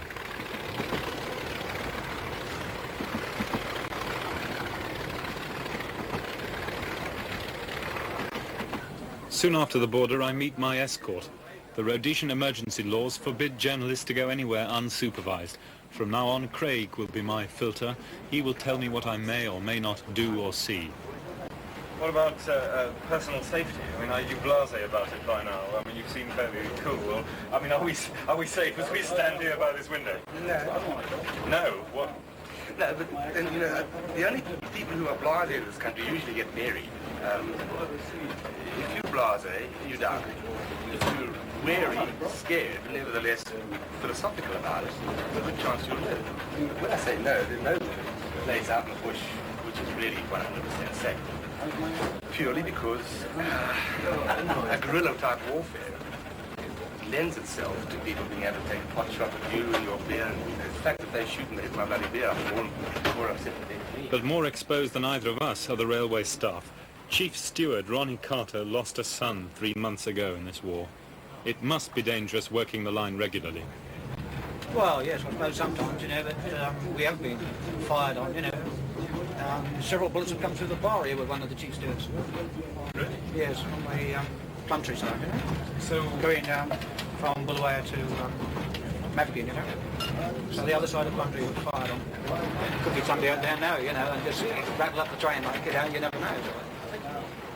There's a brittle Dunkirk spirit among these white Rhodesians as they brace themselves for the last days of their country. Bulawayo, and Cecil Rhodes presides over the end.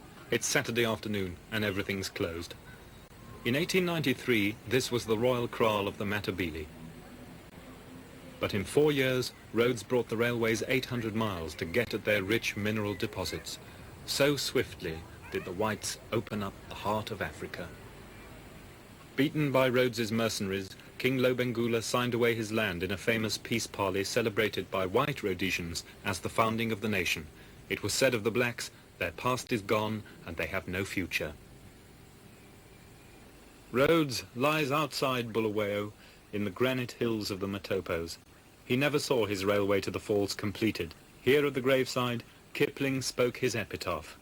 Living he was the land, and dead his soul shall be her soul.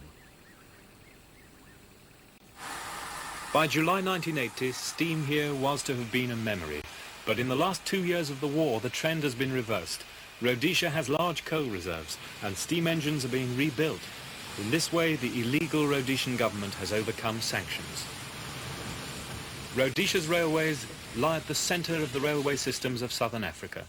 Nigel Leacox, soon to be their head, is optimistic about the future.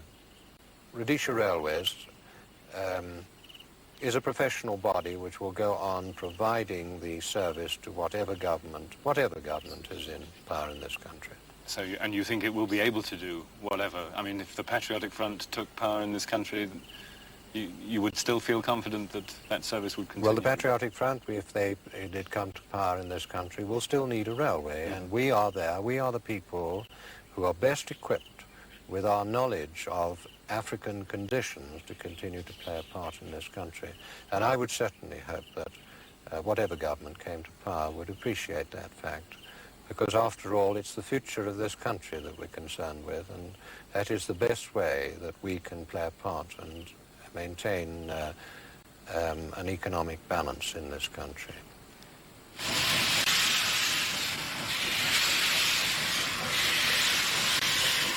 Eight in the morning, Wednesday, December the 12th. We leave Bulawayo for the north on the daily mixed goods and passenger train to Thompson Junction, pulled by Garrett, loaned by South Africa. We're carrying extra water, and the passenger wagons are separated from the engine, for if the boys in the bush attack, they'll go for the driver first. We'll make the 220-mile journey during daylight because of guerrilla attacks, for Zipra has infiltrated much of the countryside by now.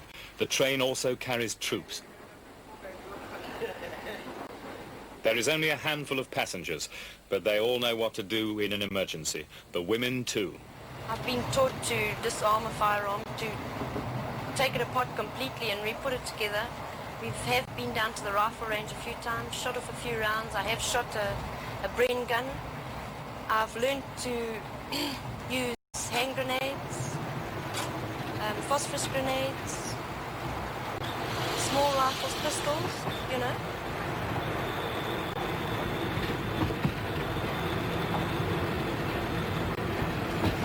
We've lost close relatives, you know, friends, relatives. And it does affect you a little bit, you know, you get a little bit bitter. But I'm sure once everything's sorted out, things will be much better, which I'm sure will happen. I think it'll come right. Do you think that the bitterness that white Rhodesians feel towards black Rhodesians is going to disappear easily? It's not going to be easy, no. It's going to take a bit of time and really hard thinking. But I think in time to come they will realize, you know, they can't carry on fighting for the rest of their lives.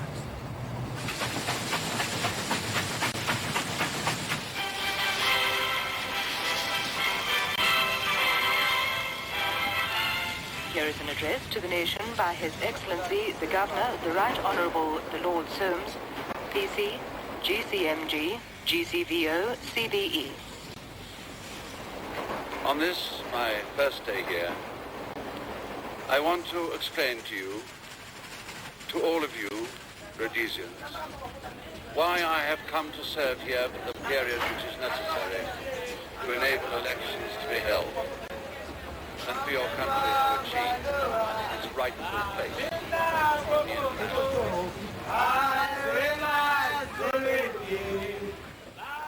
Wankie, the passenger's destination, comes as a complete surprise. Out of the virgin bush appear coke ovens and cooling towers, a Barnsley in the jungle. Wankie is southern Africa's biggest coal outcrop. It provides the government with the fuel it needs to run industry and the railways and to continue the war. Here at Wankie in 1972, a pit disaster killed 427 men. And at the shaft head, another presentiment of fantastic Africa. These grave goods, left by mourning kinsmen, remain untouched.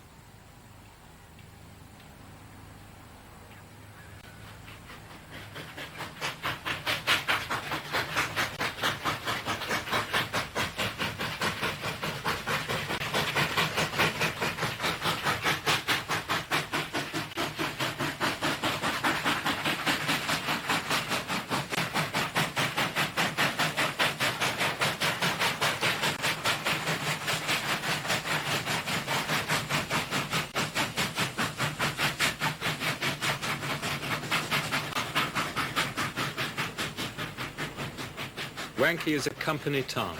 It is owned by Anglo-American and hence is part of a big business mineral empire which rules right up this railway line. The Big Hole at Kimberley, the Joburg Gold Reef, the diamond pipes in Botswana. The land here went to De Beers as part of the deal for funding Rhodes's seizure of Matabeleland and passed to Anglo-American in 1953. More than any other place, this sustained the 15 years of UDI. Its coal reserves will last another century.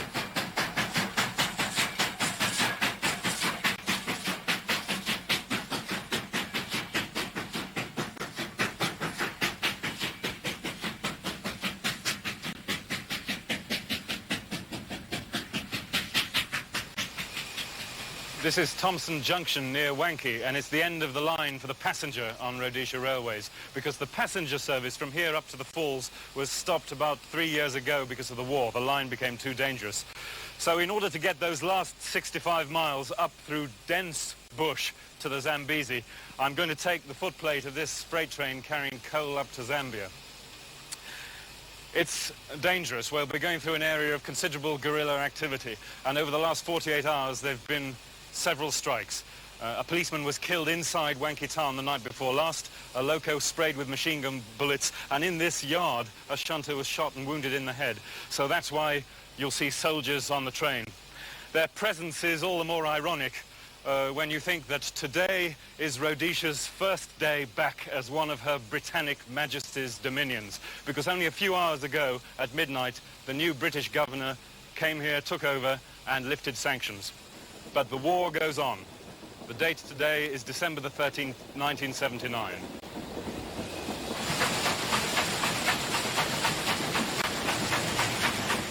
These men are risking their necks to ferry supplies to their enemies.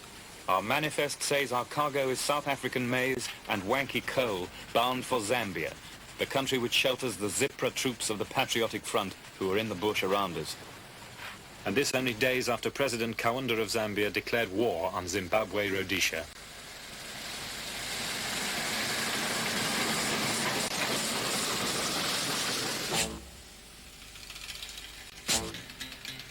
Matetsi. We have to stop here to take water in the heart of a guerrilla no-go area. A father and his son were shot dead here last week.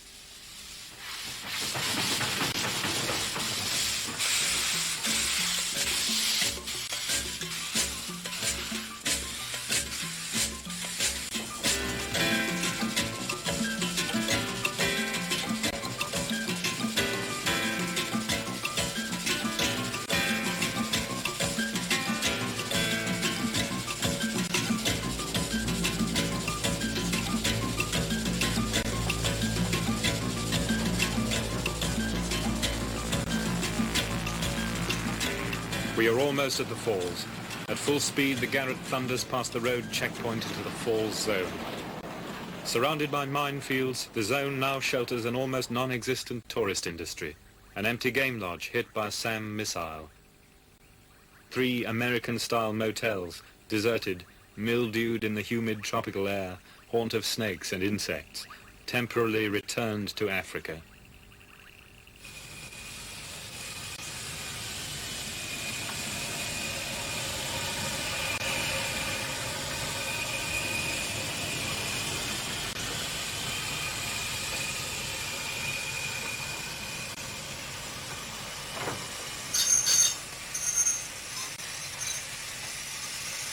Well, here it is, the end for us of a journey of 2,000 miles. And as you can see, 395 brought us here unscathed, unmarked, but for a face full of coal dust. Passengers no longer alight here to come and see the sights. And it may be a long time yet before another Zambezi Express connects the Cape with the falls.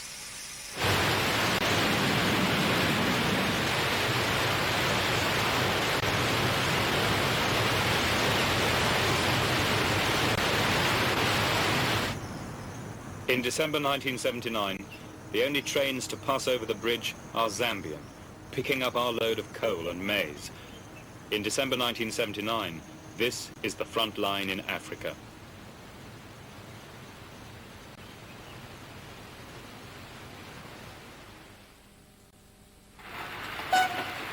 And now, 2 years on, it all seems so long ago.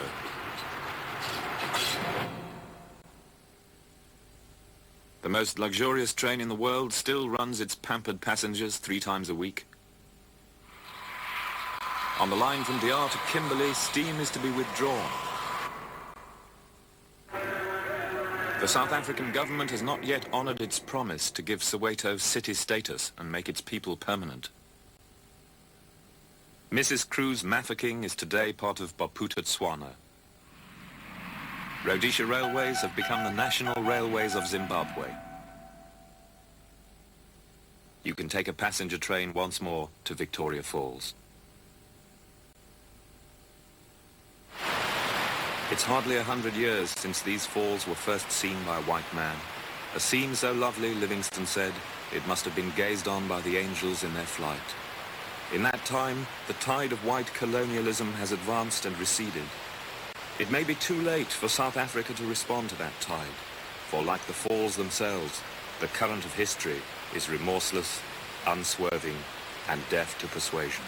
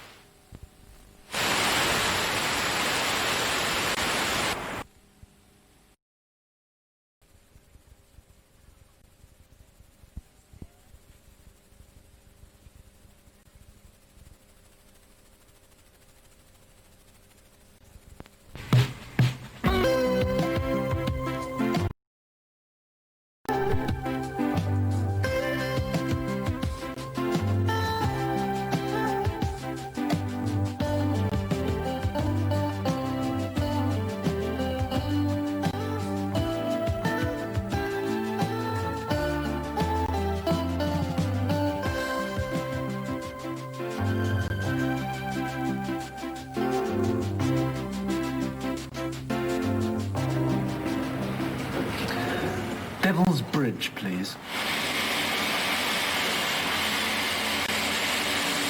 Single or return? Return, please.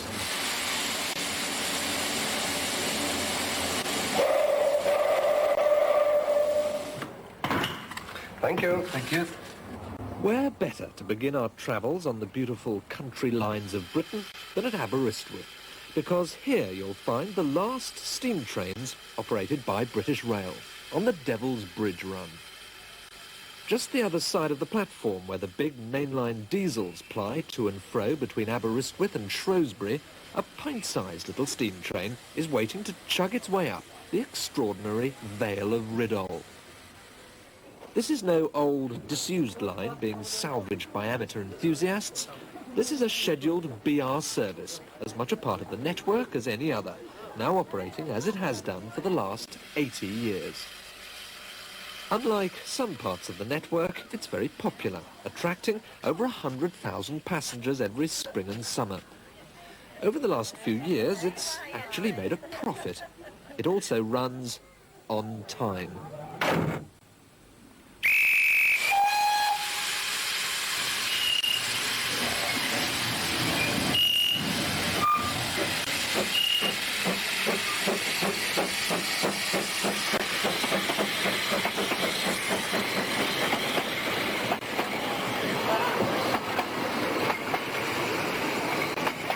Aberystwyth may look just like any old station, but ahead lies one of the most remarkable railway journeys you're ever likely to see.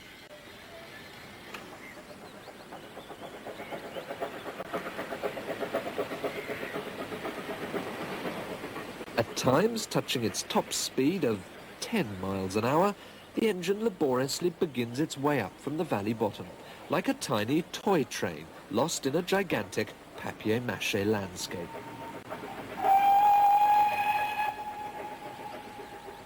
The men on the footplate are an elite. They're the last drivers on British Rail who still earn a living from steam. They're regarded with envy. A few years ago, the engines were converted so that they could be powered by oil instead of coal. This was because BR was getting increasingly large bills from local landowners complaining that their trees were being burnt down from the hot cinders thrown out from the coal-fired boilers. For much of its journey, the train is indeed shrouded by those trees. But when it hits the clearings, first-time travellers suddenly realise why this line has become a legend. The views are spectacular.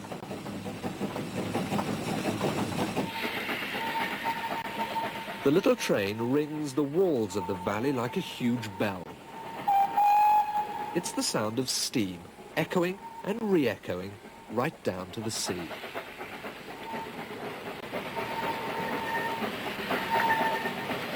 The sounds of the 1980s, however, are never far away.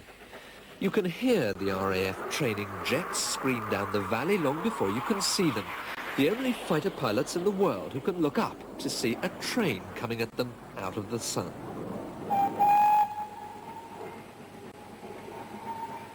I was somewhere about 4 years of age when I first came on this train. Brilliant. What was it like in those days? As much as I can remember of it, in those days, it was hasn't changed very much. Trees have got bigger. Have you ever been on a train like this before? Well, nothing quite like this. We came to the UK by Trans-Siberian. Been on the Trans-Siberian Railway? Is it like this? In no way. No way at all.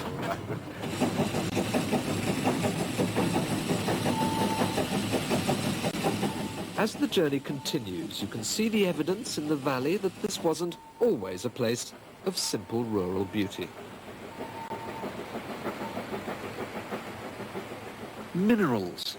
Lead, iron, even silver. Minerals hidden like buried treasure in the rocks and the stones of the hills above Aberystwyth.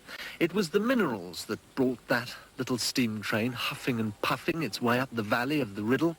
This is what it came for, and this was what was left behind, a landscape peppered with the ghost villages of an entire mining community. Most of the mines closed in the early 1920s. Today, the mine shafts still pit the hilltops like huge honeycombs, a memorial to the men who lived and died in them.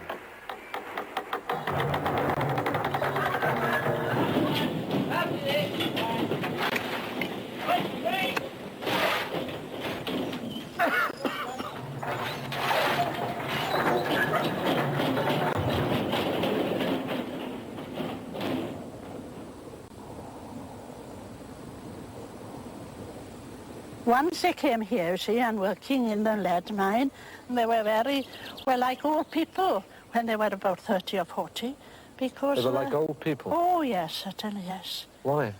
Well, because the lead and the sulphur and things was in the where they were working. They were going down underneath the ground, you see. The miners are gone, but the toxic chemicals and minerals which did them so much harm remain, staining parts of the hillside a sickly yellow and reddish-brown. Health in those days, of course, often came second to progress. The mines kept the railways so busy that 3 steam engines were required for the work, and today there are still 3 in service.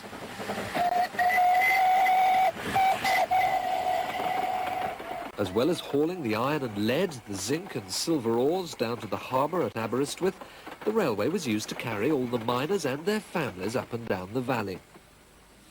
No mean feat, with the line twisting and turning up one of the steepest railway gradients in the country.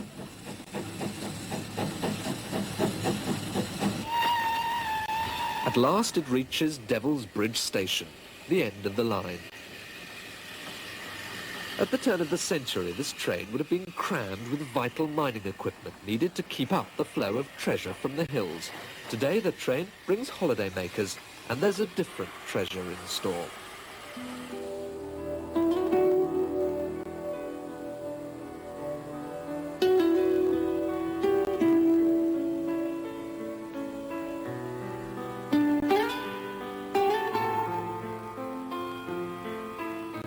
The Minack Falls, carving its way through the rocks at the head of the valley.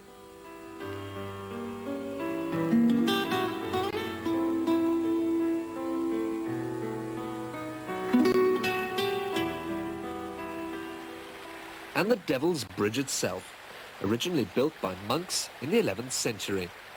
When the bridge needed to be replaced, the only place to build another was right on top. By the end of the last century, the volume of horse-drawn carts carrying ore to the railhead was so great that a 3rd bridge had to be stuck on top of that one. In a way, this whole valley represents the determination and the perseverance of Victorian engineers to conquer the landscape. It's only when you're actually up here that you realise what a tremendous achievement that was.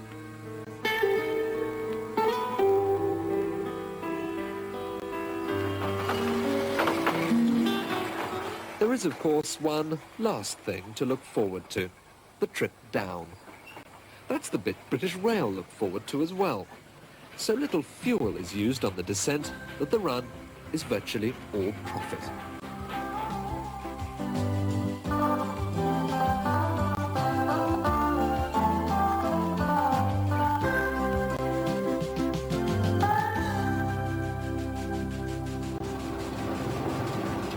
Far from that whiff of Welsh steam, a rather ordinary old diesel pulls away from a small, rather ordinary station.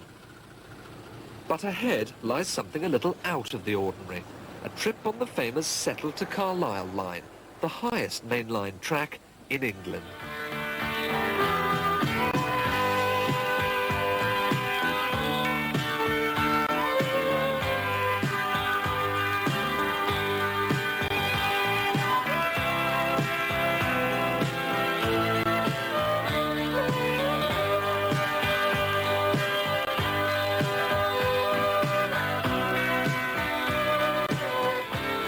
The reason this line has a place in history isn't just because of its beauty on a sunny day.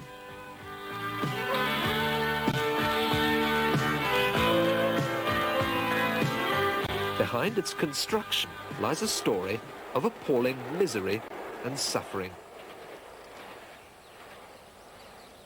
In the shadow of the fells, just a mile or so from the track, stands the tiny church at Chapel-le-Dale.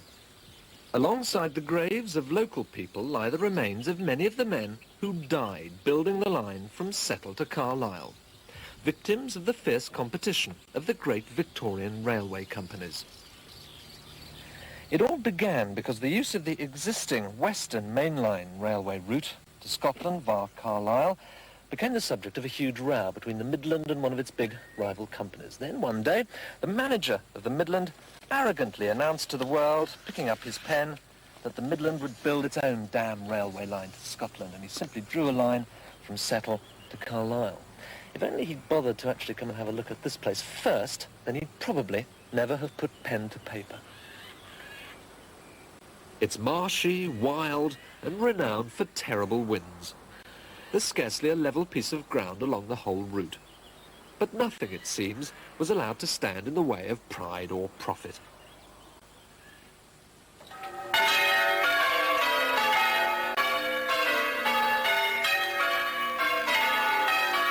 In Appleby, halfway between Settle and Carlisle, they rang the bells at the news that the railways were coming. In those days, to be a railway town meant great prosperity. There was nothing to celebrate, though, in the 6 years it took to finish the line. It took 4 of those years to build the Ribblehead Viaduct, the most ambitious section. Living in squalid shanty towns at the valley bottom, conditions for the navvies were appalling. Many were killed or maimed. The winds could be so great that men were ripped from the scaffolding. Others were said to have committed suicide rather than continue working in this place. But when completed, it was one of the wonders of the age. Beyond Ribblehead, there were another 16 viaducts to be built and more than a dozen tunnels.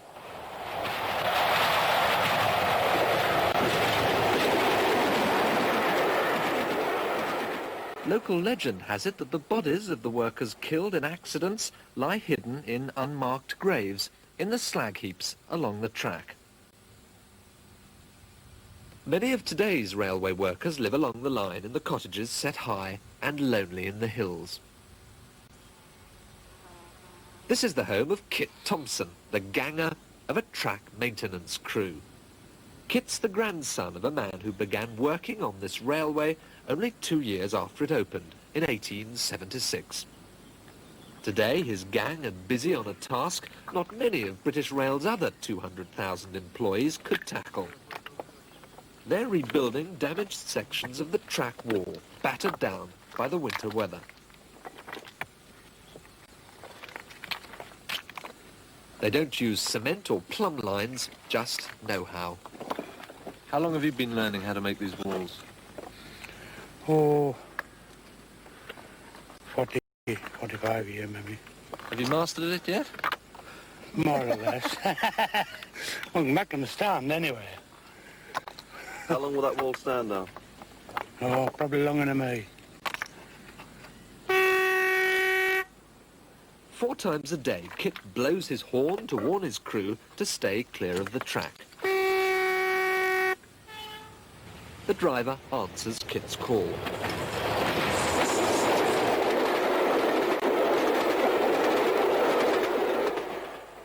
There seems to be a special camaraderie here. It's a long and lonely run, with the shadows of the past never far away.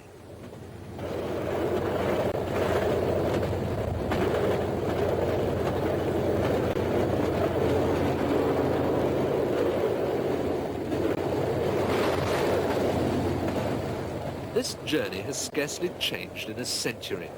What has changed is the role of the railways, where once 90 trains a day rattled up to Ribblehead, now there are only 4.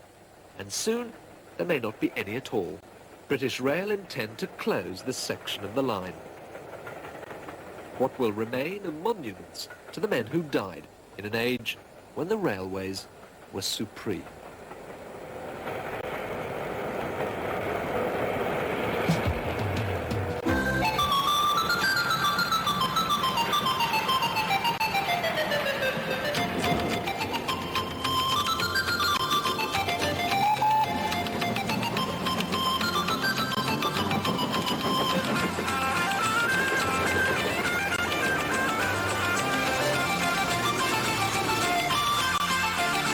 Carlisle to make what is said to be one of the most spectacular railway journeys in Britain. Now, in its heyday, nearly a century ago, many grand old steam locomotives drew up to this platform. But sadly, those days are over, and now only 4 passenger trains come through here each day. What's more, they too may soon disappear, which is why I'm especially looking forward to what should be a memorable trip. And what about you, Goldie? You looking forward to it? I bet you are. Won't be long now.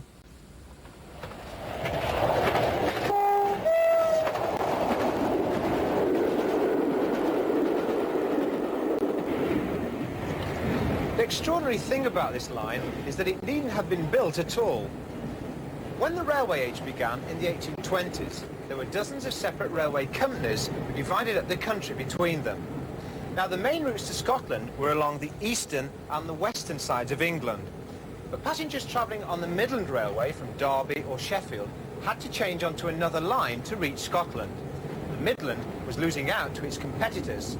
James Allport, the Midland's general manager, angrily declared, "We will build our own route to Scotland."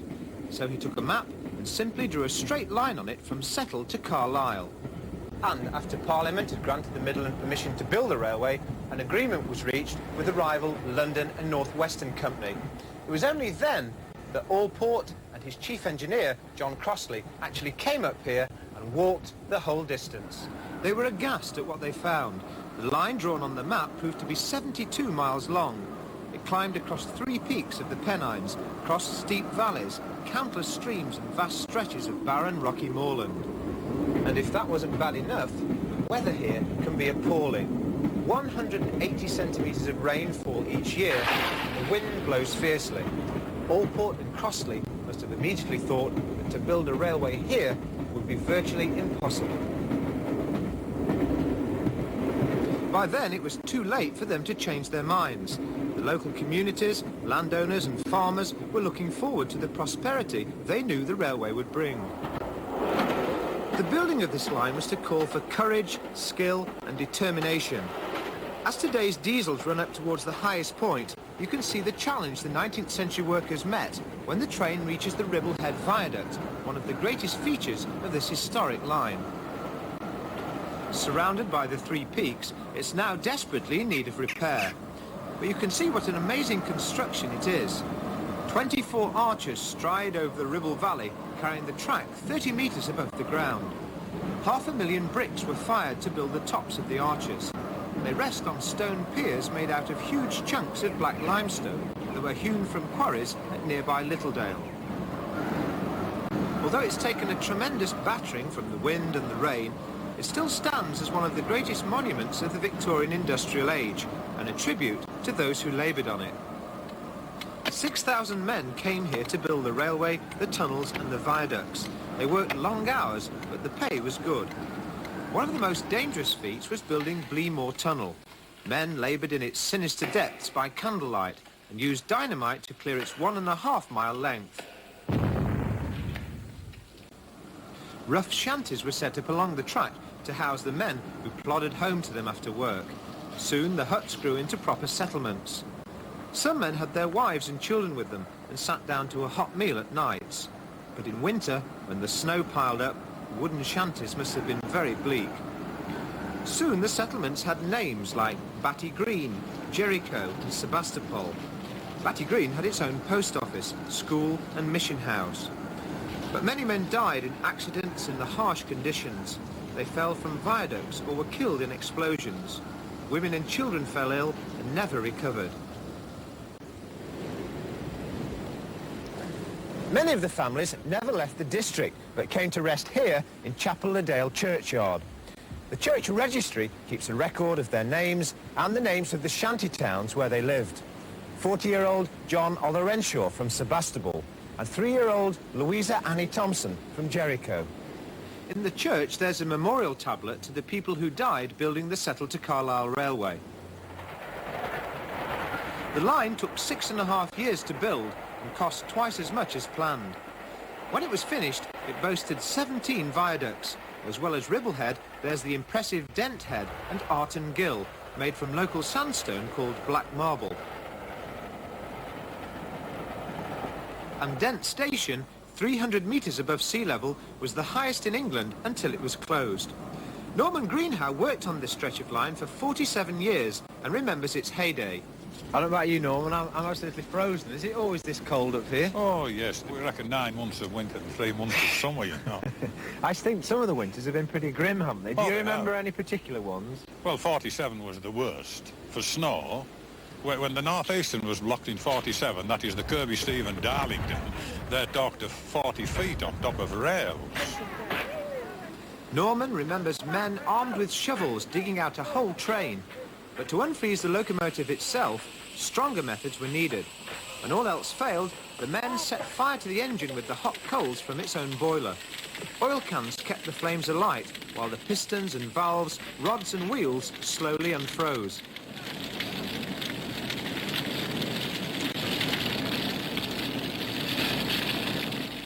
So if there's a lot of snow on the track, you have to get the snowplow out, do you? Yes. And could you usually shift the snow all right, or did some sometimes get packed too much? Well, you can shift it if it's not very deep. You can cut 5 or 6 feet easy enough. But of course, when you're shifting it, you're shifting some to the other track, you see. This is one of the difficulties. You've got to be going back and forth all the time to keep it going.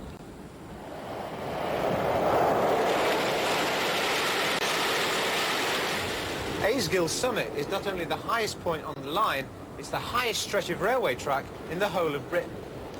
Well, the station at Settle is now 22 miles behind us, and it's been one long uphill pull all the way here. No wonder the Victorian train drivers referred to this stretch of the line as the long drag. At least from here to Carlisle, it's downhill all the way. The line around Aysgill has also been the scene of the 2 great tragedies to befall the Settle to Carlisle route. On the night of Christmas Eve in 1910, a tired signalman made a tragic error. The Scottish Express, thundering down the line under a full head of steam, went into the short Moorcock Tunnel. Just ahead were 2 other engines travelling in the same direction. One of the drivers glanced back in horror as the express whistle blasted.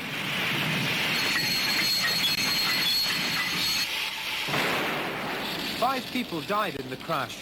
The poor signalman, when he realised what had happened, said, "Go tell the station master, I have wrecked the Scotch Express." The only place where the trains stop these days on the way up to Carlisle is here at Appleby Station. This used to be the main halt on the line, where the big steam expresses like the Thames Clyde would take on fresh supplies of water after the long drag over the Pennines. When the line was in its heyday, there were 9 busy little stations between Appleby and Carlisle. But over the years, all those stations have been closed, and now the last 31 miles of the trip is an uninterrupted journey through more wonderful countryside. It's superb today, and in the days of the steam locomotives, it must have been even grander.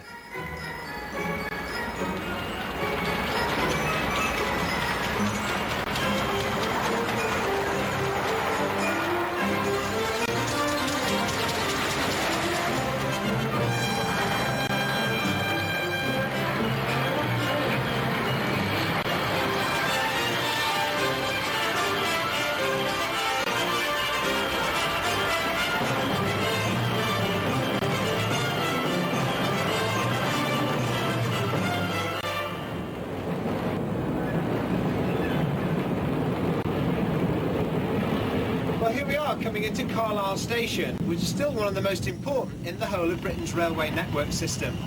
The trip from Settle took 1.5 hours, and I enjoyed every minute of it. The Victorian train drivers might have called some of it the long drag, but after such a spectacular trip, that's the last thing I'd call it.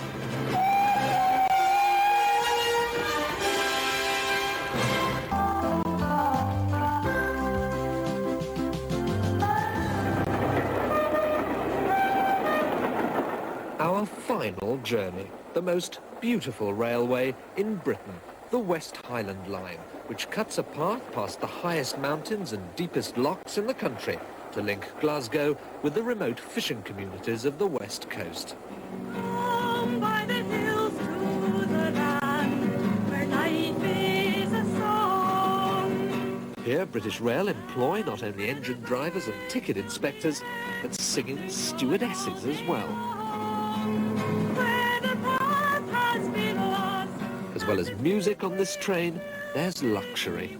There are 2 special observation coaches in service on the most dramatic part of the line between Fort William and Mallaig. It all helps make this that rare type of journey where the getting there is actually more satisfying than the arriving.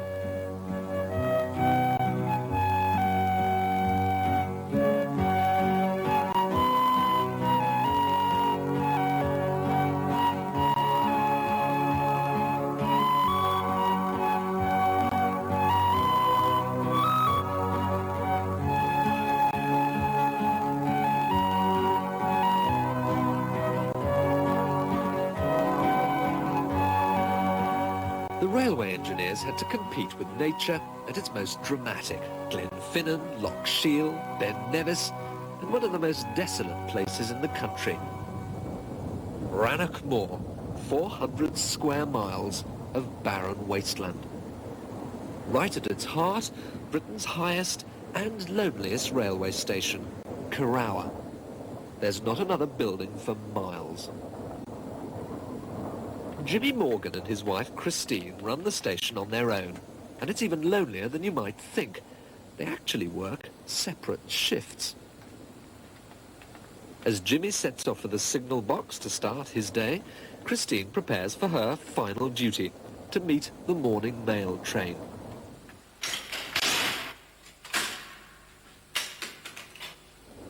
Believe it or not, this train is floating.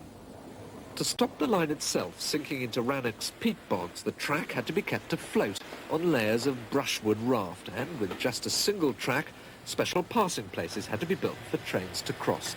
That's why Carrower exists, to control the passing places. Christine Morgan is in the slightly odd position of having 2 bosses, British Rail and the Post Office. She doesn't just pick up the mail, she has to deliver it too.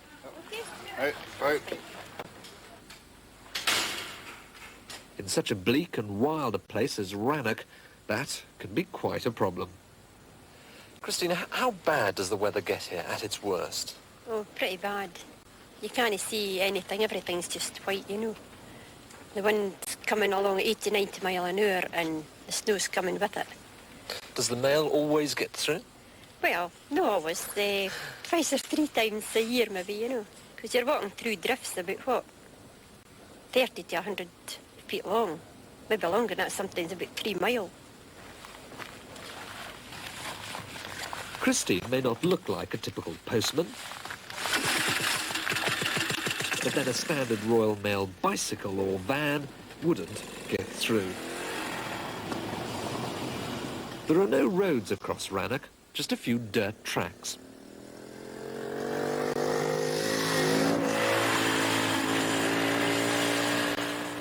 Without Christine, there'd be no mail delivery to the Lochside Lodges or the Hikers Hostel. With Rannoch behind, there's still 3 hours travelling through mountains, moors and lochs, places where only the railway goes. The reason the West Highland Line was driven through this rugged country and right up to the sea is summed up in one word: fishing.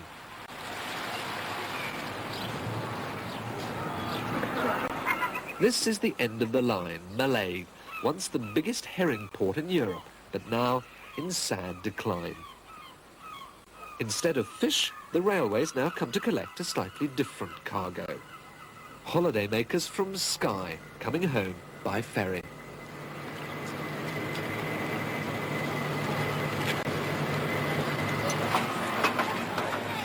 It's only in the summer months that life is breathed into Mallaig. When the long winter's here, it virtually becomes a ghost town. British Rail still plays its part in the West Highland fishing industry, but no longer with the humble herring trawled from the Hebridean Sea.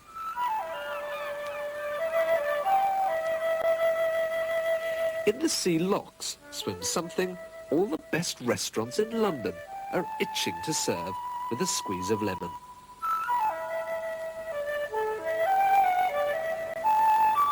This is no place for the ocean-going trawler or the giant factory ship. This is a one-man job, And whilst it may not look like it, this man, too, has a train to catch. Up from the depths come prawns. Not ordinary prawns, I mean big uns. It takes 15 years for them to grow this big, and the bigger they are, the more valuable they become. Not so very long ago, local fishermen threw them back. Now eating habits have made these wee beasties fashionable in the smartest restaurants. From the lock in the afternoon to the railway station in the evening.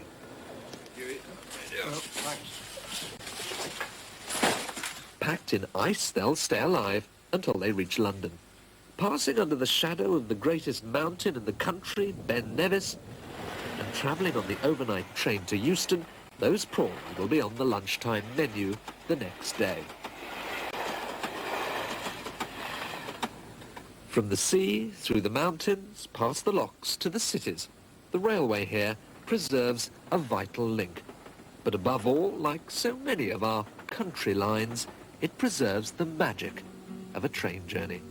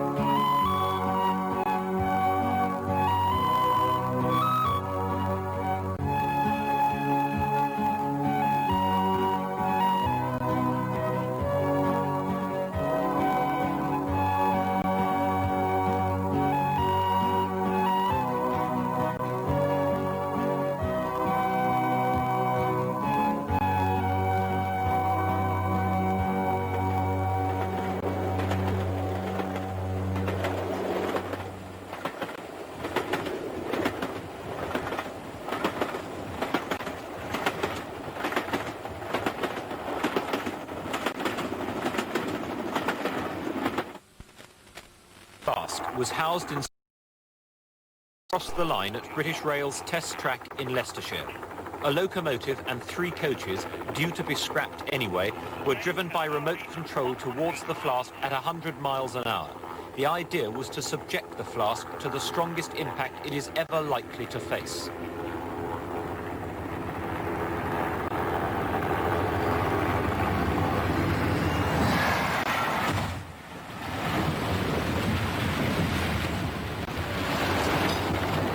Control camera inside the cab, which was ejected a split second before impact, gives some idea of the closing speed of the train.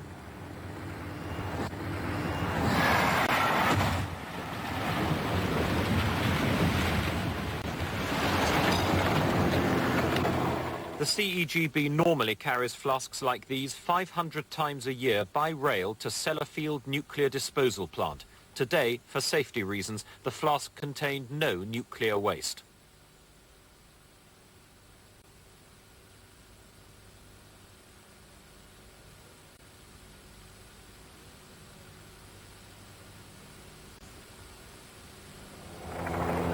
The train, predictably, will not run again, but the CEGB said the flask had survived intact. You know, it's a rather spectacular demonstration that the nuclear industry is ultra cautious and ultra careful, particularly in the area of the transport of spent fuel. My own view is that the problems of human error, the problems of sabotage and so on are far more significant to the nuclear power in general and the hazards of nuclear power than the problems of the mechanical integrity of flasks. The CEGB said it considered the test conclusive and it would not be staging a repeat.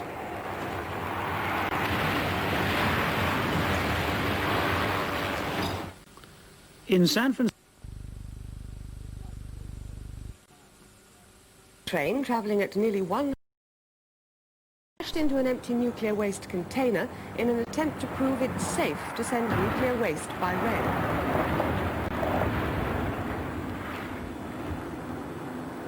The container survived, but the train was a write-off. The Friends of the Earth said it was an expensive way of diverting attention from the real issues of managing nuclear waste.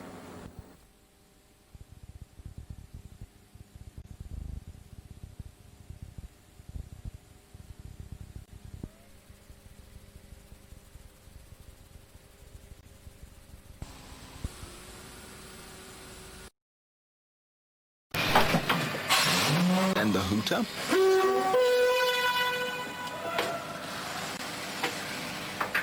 The windscreen wipers.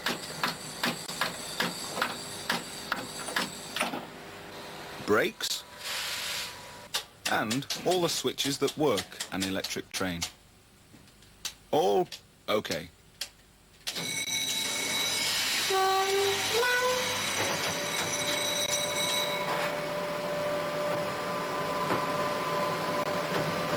One engine ready to go back to the station and join up with the carriages again.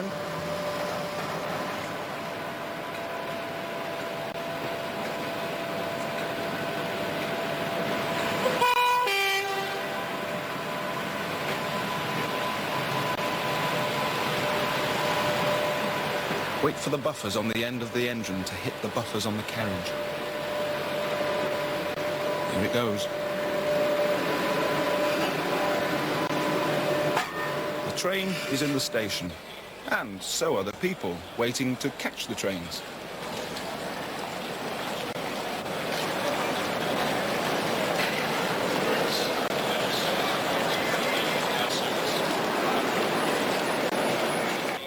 Look, that girl's taking a lift on the luggage trolley. It's so tiring.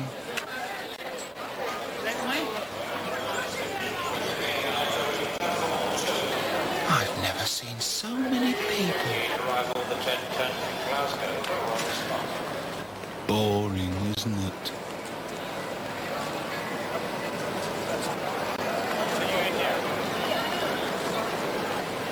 Which platform do I go to?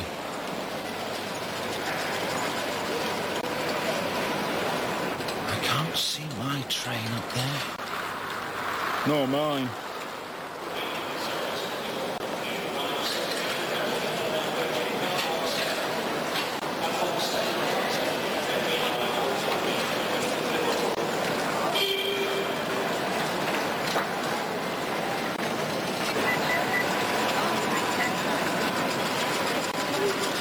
That's the one.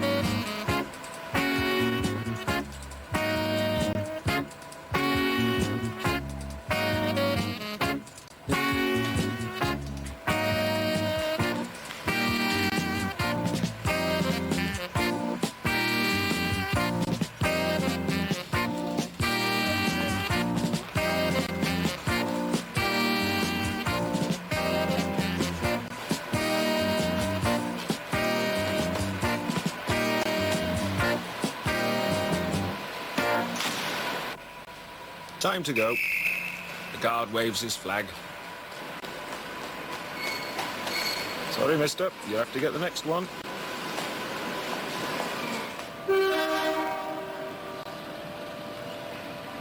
And off goes the train, pulling slowly out of the station.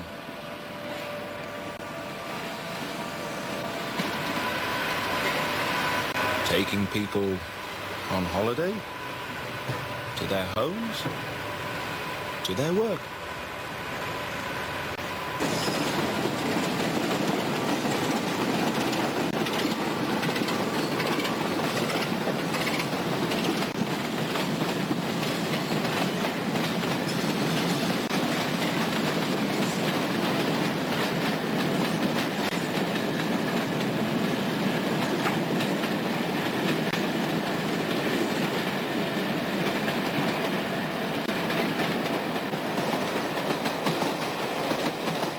Gathers speed as it goes out of the town.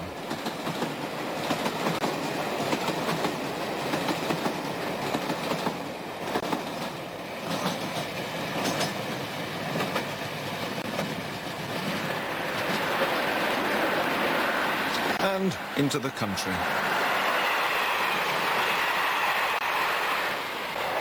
Go, train, go!